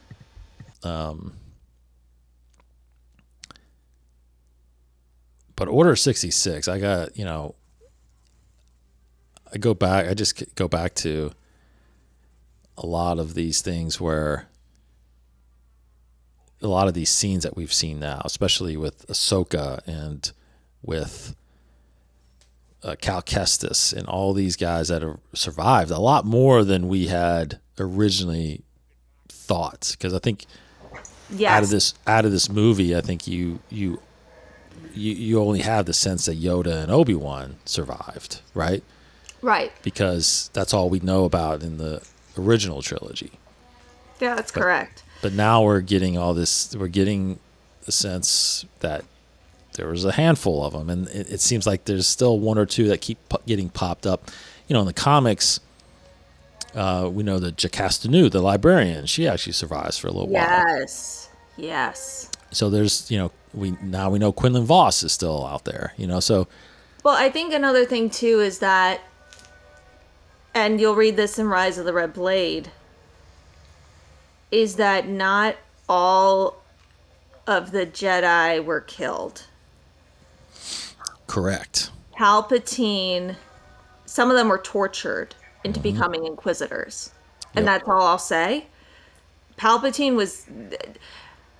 The more and more I read about how powerful Palpatine is and how thoughtful he is of everything, the more and more I'm terrified. That's all I'll say, because I don't want to give away too much in Rise of the Red Blade. Mm-hmm. But yeah, it's terrifying. So how much does that? Because I haven't done that book. So that book does have an influence on how you view this movie a little bit. It does, actually. Yeah. Because part of me was like, well, aren't the Jedi supposed to sense something like that happening? And Order 66 does happen in the book, and it takes you by surprise. You're like, whoa, what? That's where we are now? Like, that's kind of what it was. So. Interesting. Yeah. So that's what I'll say about Rise of the Red Blade is that it takes you by, like, Order 66 takes you by surprise. And that makes me go, okay, I get why the Jedi didn't immediately pick up what was going on. Yeah, and that's right. That's you kind of, when you think about Jedi surviving Order 66, you do tend to forget about the Inquisitors because they are Jedi. They were former Jedi. So they're fallen Jedi. There's definitely a handful of them that, and we don't even know all of them. I mean, I don't know if Rise of the Red Blade kind of describes how many of them, but we only know about the ones that we've seen. Yeah, I won't say. Yeah, I won't say because it's a complicated process. Yeah, is what I'll say. But we know about like Second Sister, we know about Seventh Sister, we know about Fifth Brother, we know about the Grand Inquisitor. I think there's Ninth Sister. So it's like. And if you read the Darth Vader comics, there are more Inquisitors named. Correct. Yeah, there's more Inquisitors shown when he's getting when he's training them. So, there's definitely training's a very polite way to put it. Well, yeah. Sure, he's training them. Well, the ones that are actually training after the torture and things like that. So, well, okay, like in Rise of the Red Blade, they actually take you through the whole process of becoming an Inquisitor. Yeah, we don't see that. We don't see that. Spoiler: Rise of the Red Blade, she becomes an Inquisitor. Like, well, yeah, obviously. I mean, that's not a spoiler. Yeah. But Order 66, really has become the truly most, I feel like the most historic moment for the Jedi, because not only is Order 66 the part where, the time when most of the Jedi are wiped out. Obviously, this is the beginning of Darth Vader, right? This is his first order, basically, was Order 66, to go to the Jedi Temple and do the unspeakable, because the unspeakable is, he killed younglings. Yeah, that is so hard to stomach. Like, I'm so glad that he does have a great redemption arc, because that's a hard thing to come back from. That is very hard. Like, innocent children. Yes. It is hard to think that. I mean, I was surprised when he ignited that saber during the movie. Like, wait a minute. Are you seriously? Seriously? Well, Palpatine did say no mercy. No, all the Jedi are evil. Yeah, I mean, he says that to Obi-Wan later. Like, to me, all the Jedi are evil. Yeah. So. From my point of view, the Jedi are evil. Yeah, but this is, this is the Obi-Wan Yoda that's left. That's really kind of. That's all we think. All that we think is there. Now he does go back, and he will go back and send the message out. But at this point, it's pretty much over. I mean, the order is scattered. The ones that did survive, like we know Caleb Doom, who becomes Kanan Jarrus, survives. We know Cal Kestis survives. But they are by themselves. Obviously, there's a Jedi. I can't remember his name, but there's a Jedi in the Obi-Wan series that obviously made it out and survived. Quinlan survives. Quinlan survives, but even like Reva, that's the Inquisitor in Obi-Wan series. Like, we know that she actually survives and eventually gets tracked down, but she somehow makes it out of the temple, and so who knows how many actually survive. I still don't think in Rise of the Red Blade a number survive as well. Yeah, I still don't think that there's a set number, but it seems like it's growing a little bit here and there. I think what it is that they realize the reality is that there's no way all the clones could have killed all the Jedi. There's just no way. Or the Padawans. There's no way. So part of the duty of the Inquisitors was to go out and hunt down these Jedi that survived. So we know a number survived. More died, but a lot survived. And that's what the Inquisitors were designed to do, were to hunt down these Jedi. Yes. But how much to you is enough? Like, is there I think I think the Is too much hatred is enough much. to where is there a point where it's too much to say that Order 66 maybe wasn't as effective as you thought it was going to be? No, I still think it was because it was affected enough that all the Jedi had to go into hiding. Well, true. And Yes. I think also Palpatine needed to do an order like 66, like an order like Order 66, because it showed him fighting back against those that dare attack the Senate, that dare attack the Republic. He had to show that sign of force to show the public, I'm on your side. They just tried to kill me, so I turned everything against them. So I think enough Jedi died that they had to go into hiding because now the public is against them, the Chancellor's against them, Yeah. now the Sith are against them. They have no choice but to go into hiding. Now, if their numbers were greater, they probably could figure something out. But I think their numbers were so depleted. And also, they're spread across the galaxy. And a lot of times their technology is destroyed while they're trying to stay alive. So they have no way of contacting each other. They don't know that other people survived. Right. So they're scattered. So I think enough damage was done to make it plausible and reasonable. But they weren't completely wiped out. Obviously. No, that's a good point. That's a good point. I think. Aww. Trying to explain the scene to my son about his favorite character killing children. It was awkward. Yeah, it's definitely. It's like, oh. Yeah, my daughter too was watching. You know, she obviously watched Obi-Wan with me, and you know, the Anakin was in there killing younglings. You know, and that's it's like really. I mean, there's that scene there with all the younglings dead. You know, so. Yeah. But no, yeah. I felt like Order 66. I mean, I think it's. You know, you have to. You're obviously trying to look for ways to create stories with Jedi and with people that have survived Order 66. You know, like, again, when Jedi Fallen Order came out with Cal Kestis, you know, it's one of the things where I kind of felt like, okay, well, here's another story of somebody that survived.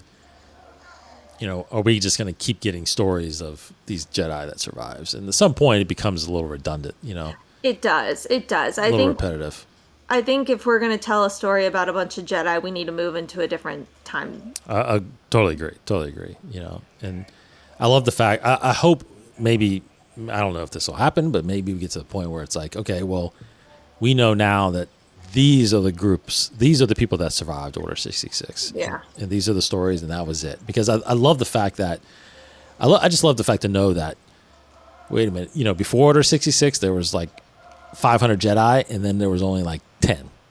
And that is a major, obviously, event that kind of wipes you out.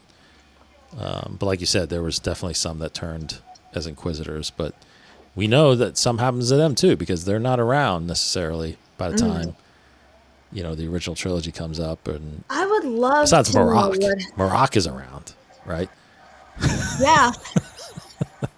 I would love to know what happened to the Inquisitors. Like, I would love to, like, maybe when their purpose was done, Vader took care of them or something. I don't know. Right.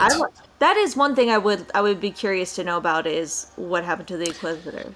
I believe, and I can't remember, maybe it was in the comics or something. I believe there was a point where Palpatine told him to kill the program. Like, we don't need them anymore. We don't need them anymore. So Vader's like, okay. I think so. I think that might have happened in the comics somewhere. So I think the Inquisitors eventually completed their job where they thought they destroyed all the Jedi. Yes. Yeah. And then there was no need for them at that point. I think by the time Rebels comes around, when I think Kanan showing himself was a surprise. I think they had thought at that point, but the Grand Inquisitor was still around, and the Inquisitor was still around then. So it might have been like right after. Had to have been right after. Yeah, it had to have been right after. It could have been when Kanan died. It could have been, and now I'm starting to think it might have been between episodes 4 and 5. I was just about to say. Yeah. I think it's in there. Happened. Yeah. Sidar says, do you think, though, that Lucas never gave us a number of Jedi that are still alive so we could continue new stories? I think that's exactly why he didn't. Yeah. Now, again, I don't know if it was necessarily Lucas's intent to show a bunch of a bunch of Jedi that had survived. No, I think it was Lucasfilm that decided that after Disney bought him out, and they like saying, "Oh, we need more stories." It was probably Filoni going, "Well, we didn't see all the Jedi die. Yeah, exactly. So what if some survived?" Like, That's right. I think, yeah. Yeah, because because you got to think, if we're not changing eras, right? Right. There's no Jedi around, and those are obviously a lot of the people that fans like us want to see. You know, we want to see more Jedi, and we want to see the stories. And so you have to kind of show these guys that survived, bring back Ahsoka, these things. Because unless you go into doing, which, again, is something I'm surprised they didn't do yet, really, is tell stories between episodes 1 and 2, because there's thousands of Jedi still during that time. Yeah. Why don't we get stories from there? I'm still stunned that we never went in that time period, really, and got more stories there. Because all we got, really, was the Padme story a little bit, and, we've got one with Anakin and Obi-Wan, Brotherhood, but there's so many Jedi out there in that timeline. Go there. But instead they're going back. They move back to the High Republic, which is fine. That's, let's get out of the Skywalker saga and go somewhere else. That's fine. But there's still a lot of story, I think, between 1 and 2 that we haven't gotten. And I don't know if we will at this point anymore. Darth, do you think, though, that... Oh, wait, you already did that. Yeah. You already did that one. Okay. So I think that... I don't know if it was necessarily George's plan, because I think to him, Anakin or Obi-Wan and Yoda were the only survivors. Because you remember at the time, there's still that line, which still holds true. I guess it still holds true in a sense. There's that line in Return of the Jedi, and Yoda says, "Gone am I. When gone am I, the last of the Jedi you will be." Like, I think there's 1,000,000% truth in that. 1,000,000%. Every Jedi is dead at that point. You think so? Okay. Everybody that survives Order 66 is gone at that point. Now, not necessarily every Force sensitive. No, not every Force sensitive. No, I'm talking about Jedi. People, because at that point, Luke could be called a Jedi. His sister, who does have Force tendencies, we see this in the Leia novel. Mm-hmm. We see this. But she's not technically a Jedi. So yes, I do believe at that point... Well, that can't be true, because you got Ahsoka flying around out there, but she doesn't consider herself a Jedi. So I guess that's the thing. Yeah, so at that point, she's not a Jedi, maybe, I guess. Well, she doesn't refer to herself as a Jedi, really, during that period. Well, she never... and plus, she never reached fully knighthood. She was still a Padawan, right? So yeah, she's never... So I guess she doesn't technically become a Jedi, quote unquote, until the Mandalorian. I don't think she's ever really a Jedi, technically, but she has a Padawan by Ahsoka. Yeah, I think she's kind of moving on without her own way. In a sense, right? They're more like guidelines instead of actual rules. It's fine. Right. But I think at that point, Luke is. Unless they bring somebody back to survive, like, because there's talks of, but again, if Cal Kestis is even around, then it's like, well, he was a Padawan at the time too. But would he have been alive? No, he would have been alive unless he dies. Yeah, unless he dies, he definitely could survive that long. Oh, so maybe that line isn't true anymore, or maybe well, that's what I'm saying. It's only Yoda's knowledge. Well, that's what I'm saying. Padawans aren't technically Jedi Knights yet, right? So yeah, that's true. They haven't gone through the actual ceremony. Yeah. Now, if Quinlan Voss is alive, then it's not. Yeah. So we'll see. Thrawn says, "I don't think they really planned it that so many Jedi survived, but if there are hundreds of thousands of Jedi around with some spread out across the galaxy, easy to believe a lot survived." It is. Yeah, it is. But at the same time, I feel like we're getting dangerously close to wearing out that stereotype or that story of, I survived.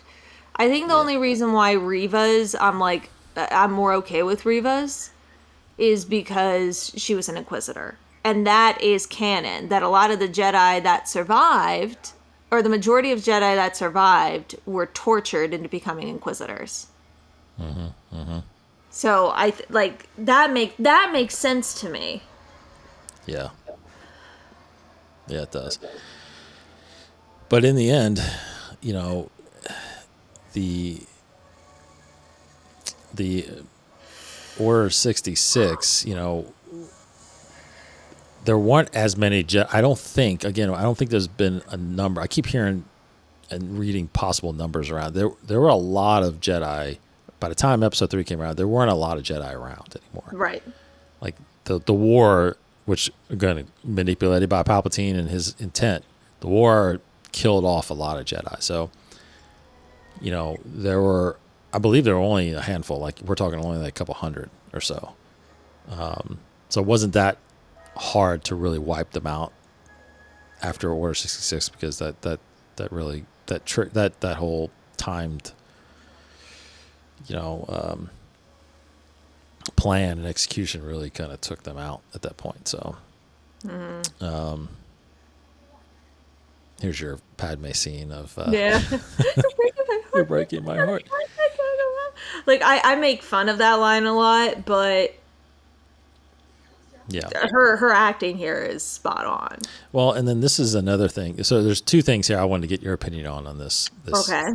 this relationship. For one, there is this scene especially, I think, goes a long way because what we've come to find out in other stories like the comics and the VR game, the VR series of Vader, you know, Vader, is that he's definitely not over his loss of Padme. Even though he's Darth Vader now, Yeah. he's still trying to get her back. You know, this whole thing about like cheat death and like he's really taking that to heart, and this fuels him as Vader still. That's why he builds his castle on Mustafar like that. There's like a doorway there that he feels like he can. So how do you feel about that as far as like Palpatine still being a part of Vader's life throughout that time between episode 3 and 4? I think that's just Palpatine constantly reminding him that I am your master, constantly reminding him of his pain. And just because I think deep down Palpatine knows there's no way to bring Padme back. Like there's no way. The only way to cheat death, he knows, and he's not going to share that secret. He'll never share that secret. But Anakin, but giving Anakin false hope, and then Anakin just constantly cycling into this hate and anger towards himself for feeling like he's constantly failing Padme. So I just think it's Palpatine once again asserting his dominance. Yeah. Yeah. I mean, I feel it, you know, I think I heard a lot of fans talk about how that kind of diminishes Vader a little bit, you know, diminishes his anger and his just evilness, is that he still has this part of his heart that still wants, which I think it just makes more sense because this whole reason he's Darth Vader is because of his love for Padme. It is his love of Padme, and he views that he loves Padme. And then the scene right here, Padme is like, you don't love me anymore. Because she's like, all I want is your love. And he says, love is not going to save you. My new powers will. And she's like, what? Yeah, exactly. And so she doesn't believe that and also, like, you have two people from two points of view coming to this. You have Padme, who thinks that the Jedi are good and the Senator is evil. And you have Anakin thinking the Chancellor is evil. And then you have Anakin thinking that the Chancellor is good and the Jedi are evil. And so they're viewing each other from two different lights. That's right. And so it's just so crushing because Anakin thinks that he's loving Padme this way, but Padme doesn't agree that this is the way he shows his love to her. Like it's Right. Yes.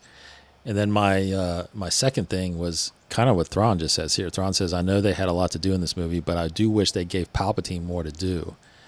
And I totally agree with you because, and we talked about how she's not really involved in the whole political side of things anymore, really, because she's more focused on trying to raise her kids now and how to do that with this secret. But here's the other thing is that, and I don't know if you've been with Inside the Force a long time, we've talked about this in the past, but there's artwork out there, previous artwork that suggested that Padme actually went here to Mustafar to kill Anakin. Oh. Not to actually try to get him to go with her. That doesn't make sense. Well, here's the thing. So she obviously, it's one of them things where you always kind of see in movies. She comes with the dagger and then she's pulling it out, but then decides, I don't want to do this, kind of thing. And then she pleads to take him, but here's the thing.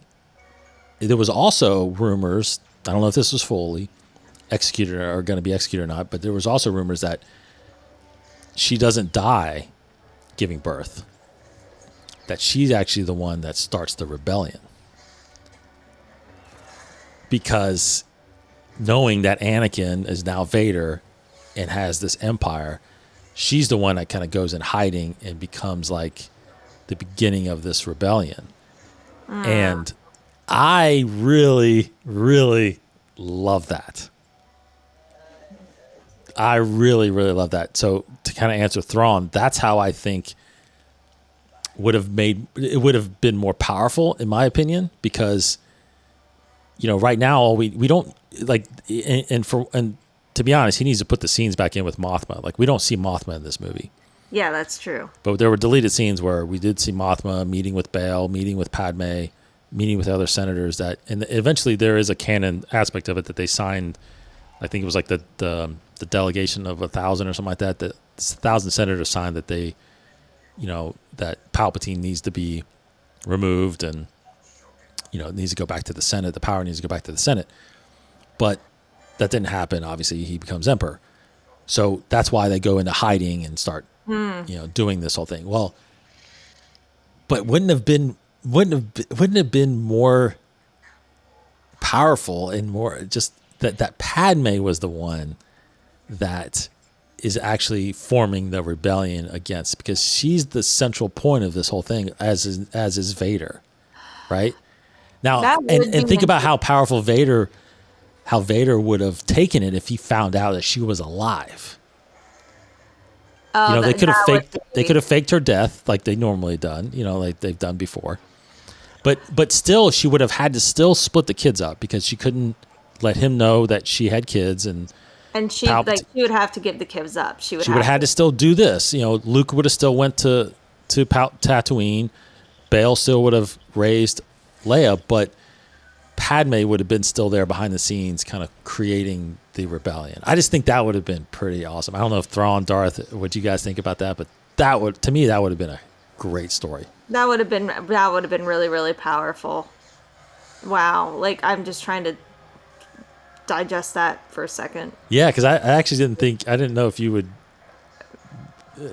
go with that idea or not. Right? I think that would be awesome, but I would really question, like, I would want to see how they would do his redemption, if that makes sense. Like, how does he find out that she, like, that whole bit? Yes. I got to think of that, but that would be interesting. And yes, I was about to pull up what Thrawn just said, because that gives more weight to the line that Leia says in Return of the Jedi, that I do, I have images, really, feelings of my mother. She was very kind but sad. It's like, well, that makes sense because she's sad that she has to do this to fight her, her love of her life. But yeah, and how she dies, because somehow she can't be alive during the original trilogy. So there had to have been something that happened to her, which would have been. But again, that would have been a big tragic thing. Like Vader, knowing that she was alive, and then like could that have been enough to maybe bring him back? And there would have been a story there possibly of, but then ultimately losing her, which then just completely tips him over, and and makes him be the Vader that we know that he is. But interesting. That would have been cool. I just think that would have been really neat. Now this was clearly my favorite. Sorry, go ahead. No, wait, what were you going to say? I was just say this. I was looking forward to this fight between Yoda and Sidious, leading up to the movie. Great. Like this was because I wanted to see how Yoda fights Palpatine and why he couldn't win. That's kind of what I was always kind of wondering about this. What were you going to say? Oh, I was going to say I wanted to go back to the fight between Anakin and Obi-Wan, because in my opinion, it's one of the top 3 fights. Also, can we just comment right now on Yoda capturing the lightning? Yes. Well, he's kind of blocking. Cool. He's kind of blocking it, right? He's blocking it. It's so cool. So cool. Like, I know we saw him do it with Dooku. Yeah. But still, it's just like, whoa. That's awesome. But going back to the Anakin and Obi-Wan fight, which is, in my opinion, one of the top 3 fights in Star Wars canon, lightsaber fights. There was a point where Anakin and Obi-Wan are force pushing each other. Yes. And if you read the novelization, that is the turning point for Obi-Wan. Because up until that point, if you watch it, and when you're reading it, up until that point, Obi-Wan is just being defensive. He is not making any attacks. He's being defensive. He's blocking everything from Anakin. He's preventing Anakin from hurting him. But that moment, when it's force push to force push, that's when Obi-Wan realizes they are true equals. And Anakin is truly gone. And at that point, all of his fighting from then on is not only defensive, but it's also offensive. Interesting. It's a really powerful part of the book, and it just breaks your heart because you can like hear Obi-Wan's heart shattering at the realization that Anakin is truly gone. Even tearing up just talking about that. Yeah, no, that's fantastic. And it's, and it completely lives up to the expectation that we as fans dreamed about when Return of the Jedi came out, and we saw Anakin's face and it was burnt up, and you knew this fight happened. There was hints that this fight happened on this lava planet, and it's like, wow, unbelievable to see that. And I think technically the Obi-Wan and Anakin fight is the longest cinematic sword fight. Oh, it's got to be. I think this is like 25 minutes long. It's a long fight. But like up until that point, up until like when this movie released, it was considered to be the longest sword fight on camera. Wow. Yeah. And watching the behind the scenes of this and watching them train for this is absolutely insane. Well, the fact that they even survived this thing, that now that they're like falling in lava, it's like, come on, you're fighting while you're trying to survive. Like, holy call crap. a truce. Like, call a truce or something. Like, hey, hey, can we just get off this planet for a second? I would pull a Wesley and Inigo Montoya in The Princess Bride. Oh yeah. Like, do you need to take a rest, my friend? Do you need to take a rest? Yeah, that would be great. Thank you. Yeah. But I just remember for years thinking, like, what was this fight like? How did they? Because again, back then, you never saw the Jedi fight like this. You only saw them like the fencing kind of type of fighting, right? This is crazy. But when you incorporate all the different swordsmanship styles and things like that they trained as. Oh yes, I love the fighting style. Think on the fly. Yeah. I love the fighting style. Think on the fly. Right. Yeah. Because that's some of this fight. Some of this fight is them just improvising. That's right. It's just, I just want to survive. I want to get out of this alive. That's true. Yeah. I wonder if that that lava fall right there, I wonder if that's actually where he built the castle. I bet you that's where he built the castle. I think it is. Yeah. It has to have been. course, Anakin's still stuck on there. But anyway, I just completely love the fight. I think the fight ended up fighting by lava in those Jedi robes would be so hot and exhausting. Yes, it would be. Oh my gosh. Well, you could tell. I love how it starts burning up. Like there's charcoal spots. There are charcoal spots. They're sweating. Like, I mean, the detail in this movie is insane. Insane. Yes. I mean, look at them. Yeah, they're like burnt up. I mean, it's so good. And they're both starting to get tired, which I think that's one thing I do appreciate is that there is this understanding that using the Force exhausts you. It's exhausting. Yes. Yeah, see? No, it's definitely exhausting. Or maybe is this the point? Is this the point when Obi-Wan? I think it's when they were doing the Force pushes. But... Well, this one, in the movie, it kind of, Yeah, but I'm thinking of the novelization because I think it is during the Force push moment when Obi-Wan realizes I have no choice. But in the novelization, you're able to kind of obviously explain what's going through Obi-Wan's head, so it's probably makes sense at that point. So in the movie, it's kind of right there where he's like, "Well, you are lost." That part is also in the book, but I think that's more or less of Obi-Wan just like still loving Anakin and still like, "Come on, please, don't make me do this." Like, it's his last chance of trying to plead with him. Like, yep, and this is the last chance. Correct. Don't do it. The high ground.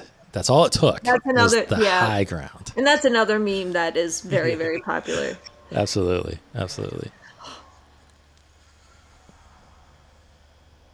But that is like I get it. I get that this whole time they've been kind of equals. It is I think I agree with you in a sense where it's Obi-Wan is kind of holding back a little bit, being offensive. Totally. He was more defensive. I think I like knowing that. And then he just comes to a moment where he's like, he's gone. I have to do this. Yeah, but part of me feels like, the high ground, if that was truly an advantage, then I get it that it's an easy way to defeat Vader like this. But part of me feels like I wish he kind of just would have just defeated him, and just been able to do that. Because you remember, like in the episode 4, when Vader says, when we last saw it, I was but the learner. Now I am the master. Because like he wasn't good enough then to really beat him, but and I love I mean, Ewan did a great job just saying the things he said there with you are my brother, Anakin. It's just great. Just a crazy scene. The acting is just like so good. Yeah. Memes ensue. Yeah, Darth says, yeah. When was the last time you watched this movie? In its entirety, probably last year. This is my go-to movie for the prequels. If I want to watch a prequel movie, I always pick this one. Yeah, totally. But totally. I still cry at Mufasa dying. Okay, so like.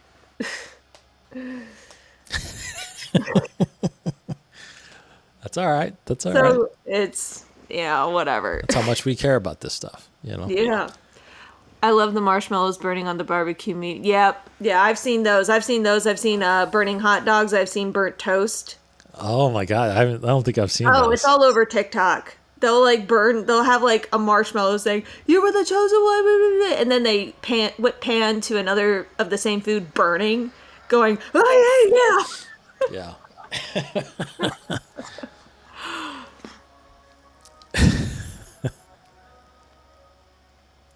Let's see. Darth says, "Saved Obi-Wan to Luke. Saved your father's lightsaber before you had to cut him in half to get it." Yeah, true. I got your father's lightsaber. It only cost an arm and 2 legs.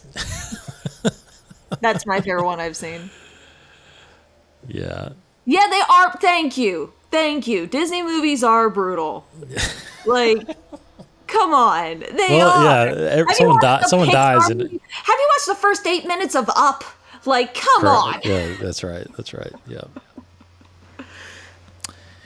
No, the lightsaber, the lightsaber obviously is key because that's the lightsaber that travels throughout the Skywalker saga. Yeah. Yeah, literally throughout the Skywalker saga. Yeah, and I remember seeing the beginning of this movie because Anakin didn't have this saber at the end of episode 2, right? So I remember the beginning of this movie seeing it, on his hilt and thinking, Yeah. oh, wow, that's attention to detail. So he did put the saber in that one that eventually gets to Luke. Well, because the other saber got destroyed in Attack of the Clones. Correct. And Not we did again. find out that we do see in the Clone Wars he has this saber throughout the Clone Wars. So he does. He's lucky he didn't lose it during that time. But again, this scene in the novelization, he actually hears Qui-Gon's voice, I believe, right? I think so. Yeah, because technically he was supposed to be in this. Like he was in the movie, he was supposed to hear Qui-Gon's voice, but Liam Neeson didn't come back and record anything. So, but he was supposed to. Yoda there does commune with him. Mm-hmm. Now that's the whole thing we can get into at some point. I think maybe in another commentary, but the whole Force Ghost and being able to train and commune, and that there's still a lot of gray area there. I feel like that it is not as laid out as it should be. I feel like because Yoda tells Obi-Wan obviously here that learn to commune, and then we see in Obi-Wan that he's still trying to do it, but we never see Obi-Wan anyway go through what Yoda went through, which is kind of laid out in the Clone Wars, how you're supposed to be able to kind of be able to commune eventually, but like not everybody does it. It seems like Anakin becomes a Force Ghost after he dies and gets redeemed. Maybe that's a part of it, but we're not really told. Right. Luke and Leia become Force Ghosts at the end of this whole thing, but did they ever go through the train? I don't know. It's like, what do you have to actually do to become a Force Ghost? And Anakin didn't go through the training yet. He shows up as a Force Ghost to Luke. That's right. So. Yeah. Now this again, the brilliance of George. I feel like this is great contrast of both of them being on the operating table. Padme and Anakin. Anakin becoming, obviously the Darth Vader that we know, and Padme, basically Padme losing her life, Anakin or Vader becoming something else, a new life. But great contrast of story here. Yeah. And Luke ends up being about a minute or two older than Leia. Yep. So. Yeah, I'm 2 minutes older than you, Leia. So so I think it was I think it was pretty amazing by George because you got to think about this. This is episode 3. So there is no episodes technically before episode 4, right? This goes right. If you're just watching movies, this has to lead into episode 4. Do you think he did a good job or a good enough job tying up this story leading into episode 4? I'd say so. Yeah. I'd say so. I think all of the other aspects of it that we get, like from all the other content, kind of add to it and sometimes make you go, is this really a smooth ride? But I think if you jump from 3 straight into 4, you're fine. I think so too. Especially because you have the grace of the huge time jump. Right. 19 years. Yeah. Yeah. 19 years. So if certain things don't seem to work, then that's fine because all this time has passed. Something could have happened to make it work, There's a lot. That's the danger of trying to fill in so much of these gaps. The danger is that you're all of a sudden, you have to be way more careful with continuity. You don't have the grace of a time gap. That's true. I think we get these little quick scenes at the end, which obviously answer those questions. Like, how did Luke get to Owen and Beru? How did Yoda get to Dagobah? And, and that How scene did got Leia cut. become an Organa? Yes, exactly. Yeah. So, and I love the fact that Hayden is in that suit as well. Yes. That he has become Darth Vader is just phenomenal to see. Darth says partly, but we needed Rogue One. Hannah disagrees with you, but I agree with you. I don't think we need a Rogue One. I think we'll get to that. The Rogue One commentary is going to be fun. Rogue One's coming soon. Yes. I think from a Skywalker perspective, going from episode 3 to 4 is good, but I like the Rebellion and the Empire stuff in Rogue One and Andor in between. I love Andor. I don't think it's needed. I know that it's enjoyable to see that, but also Andor was more icing on the cake, and the cake being our jump from 3 to 4. Yeah. And I understand the importance of Rogue One. I'm not denying that. I just think that movie could have been a million times better than it was. And that's why I don't like it. That's just my opinion. Well, I think I know everybody has different opinions about it. But that's just my opinion. Well, I think what's happening is that, again, after this movie came out and we only had the 6 movies, you had this feeling like what this conversation is happening right now is that we're going to hide. We're going to stay hidden and wait till the time is right. Yep. Right? And I think that's what George was kind of hinting at was we're going to go into hiding. We're going to wait till the kids grow up. And then we're going to figure out the best time to come out and strike back. And that's when it happened. And you think about it. They're doing now exactly what Palpatine did.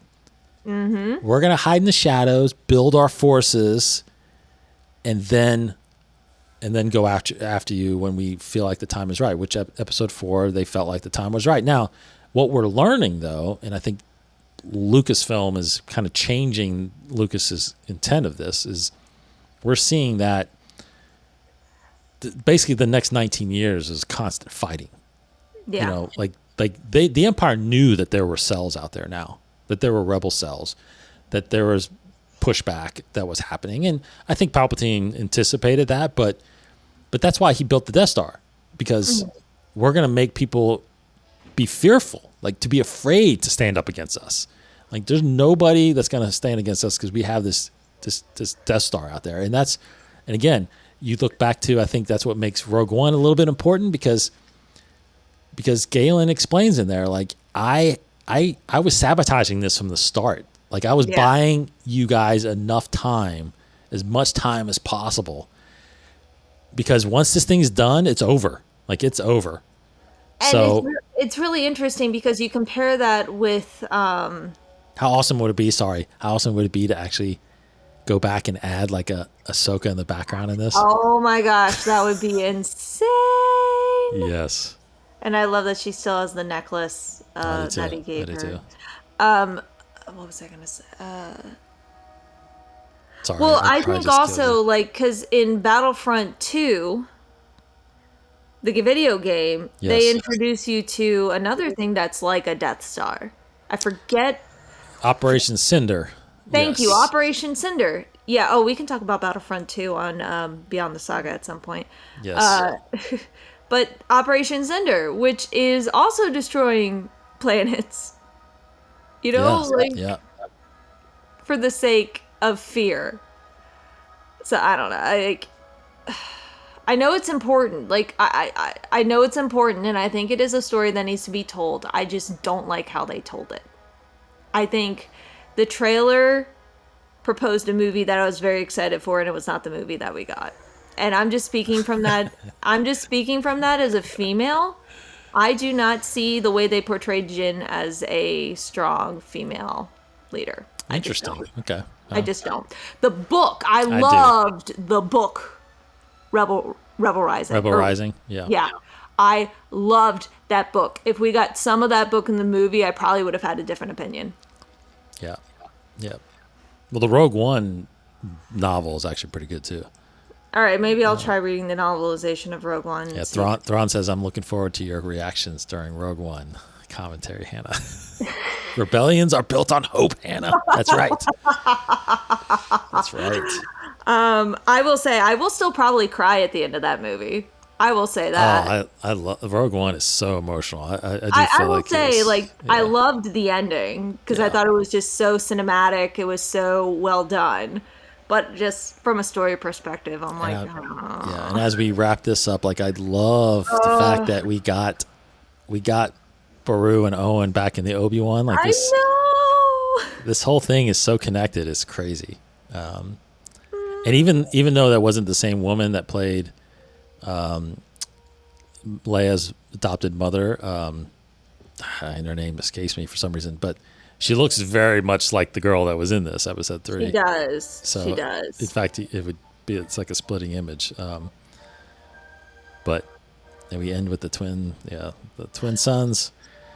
But Chills. chills. Chills. Bum, So that is the episode 3 commentary. Yeah. I mean, I know we kind of went on some tangents there a little bit on some things, but hopefully it was focused enough on there. That's what commentaries are for. That's right. That's right. You're supposed to go on tangents. Of course, we've got so we just wrapped the prequel trilogy, right? Episodes 1, 2, and 3. That's the end of the prequels. But we're not going into the original trilogy yet because we're going in chronological order. So next up is actually going to be Solo, I'm so excited.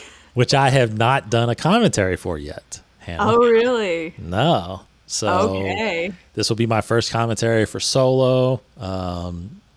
It'd be great to do that with you because I think we're both very high on the movie.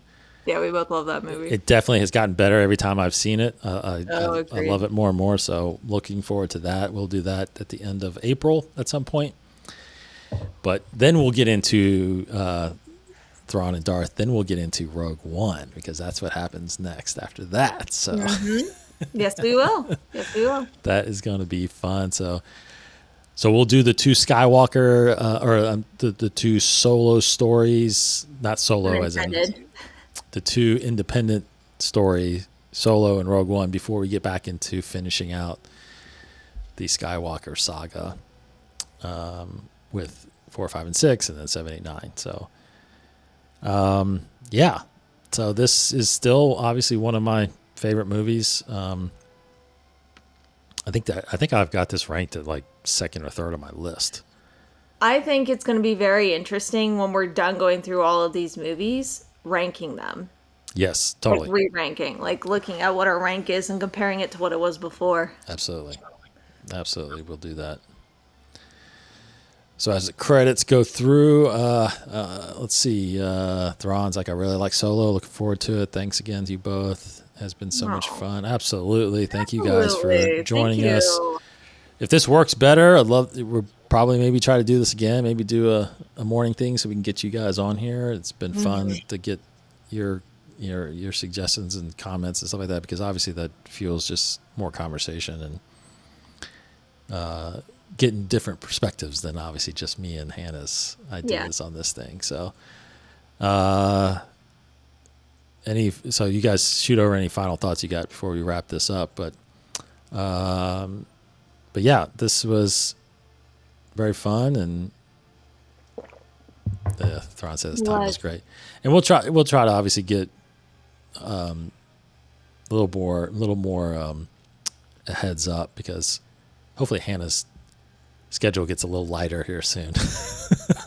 I don't know though, but who knows? I'm actually out of town the last week of April for work, so we'll have to just figure out the time. But yeah, we'll try to do this. This morning stuff works good for me too. It doesn't really, we can knock this out. But yeah, Saturday mornings would work for me as well.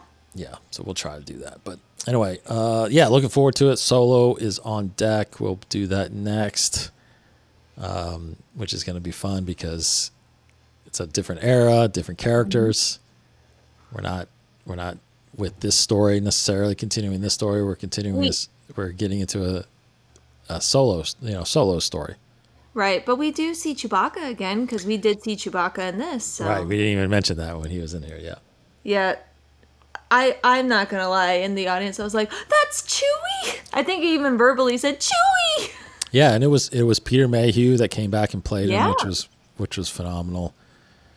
So that was great to get him back and do that, and I think even I believe Kenny Baker even came back and was I think so. it was R2 in them. Yeah, so the whole gang was back. We're getting the gang back together. Yeah, as far as the droids and Chewbacca. So now with Solo though, Hannah, like what? I mean, what? I don't know. I don't even know what to ask. I was just trying to buy some time while the credits are going. It's like vamping.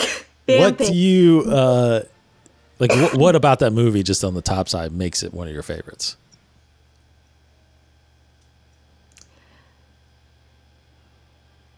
I really like the actor who plays Han Solo. Yeah, I know that he doesn't look like him, but I think he captures the charisma Yeah. and the attitude, and I just really, really love it. Also, like it's a backstory of Han Solo. What's not to like? And I remember thinking the first, like, you could tell, and this kind of annoyed me a bit. You could tell two different people directed it, because the first 10 minutes of the movie is one thing, and then the rest of the movie is something completely different. And honestly, to me, if you took off the first 10 minutes or whatever, that first chunk, it would have been a more solid film. Yeah. But I think it's cool, like, we get to see how he got the Millennium Falcon, we get to see a younger Lando, we get to see how he and Chewie first met. And then I think we also get more into the crime syndicate, which is really, really interesting, True. especially when it comes to spice. Like, and we start to see Han kind of create his ethics. I also just think I enjoyed the fact that we didn't have lightsabers. It was kind of like a breath of fresh air. It was nice to have a Star Wars movie that felt like a Star Wars movie without lightsabers in it. Right. Yeah. Yeah, I agree with you. I think it felt. I mean, to me, it still felt very Star Wars, and I the underground part, the syndicate part, definitely was definitely what really brought it for me, and loved seeing that. And look, it's Han Solo and Chewbacca. I mean, gosh, it's such a fun ride, and it's a fun movie to see. So that is next. Yeah. That is what we're going to get into next. I haven't seen it in a while, so my opinion of this movie might change, which I think is kind of cool about watching all of these in chronological order, is that your opinion about different things will change. So I might watch this movie and be like, it wasn't as good as I remembered it, but I still enjoyed it. Or it could be like, wow, that was a lot better than I remembered it. You know what I mean? Yeah. I've seen it. I actually seen it more recent than I've seen some of these other movies, but I love it. Yeah, we'll get into it. We're gonna watch it soon, and it's gonna be fun. And Darth and Thrawn, thanks for joining. Thanks for having a good rest of your weekend, and we'll see you guys next time. And Hannah, thanks for. I know you're about to go to work. I am about to go to work. So, but of course, everybody, thanks for watching and listening. Listen. We've got other commentaries out now, so episode 1 and 2 are out. Depending on when you see this, our other ones could be out already, so go check them out on YouTube, our Inside the Force channel, and you'll see a commentary section there. You'll also see fan-made trailers that I'm putting together for each one of these movies. So 1 and 2 is out there now. I'm working on 3 right now, so I'll be getting those done all kind of in the same vein. They're all kind of done by the same music track from one of the trailers. But it's really fun trying to put that together and not, give away too much, but almost as if it's the first time you've seen this trailer for the movie coming out. So hopefully that gets you excited to see the movies, how we see them, and talk about them. So go check that out. And, of course, thanks to our patrons, especially Thrawn and Darth here on joining us on here. And if you're a patron, feel free to join us on these commentaries. I'll put the link in our Patreon list for anybody that's there. So anyway, that's a lot, but thanks for joining. Thanks, Hannah, so much. Thank you, Dave, so much. All right. Take care, everybody. We'll see you next time. Check us out Inside the Force each week on YouTube or on all the podcast feeds.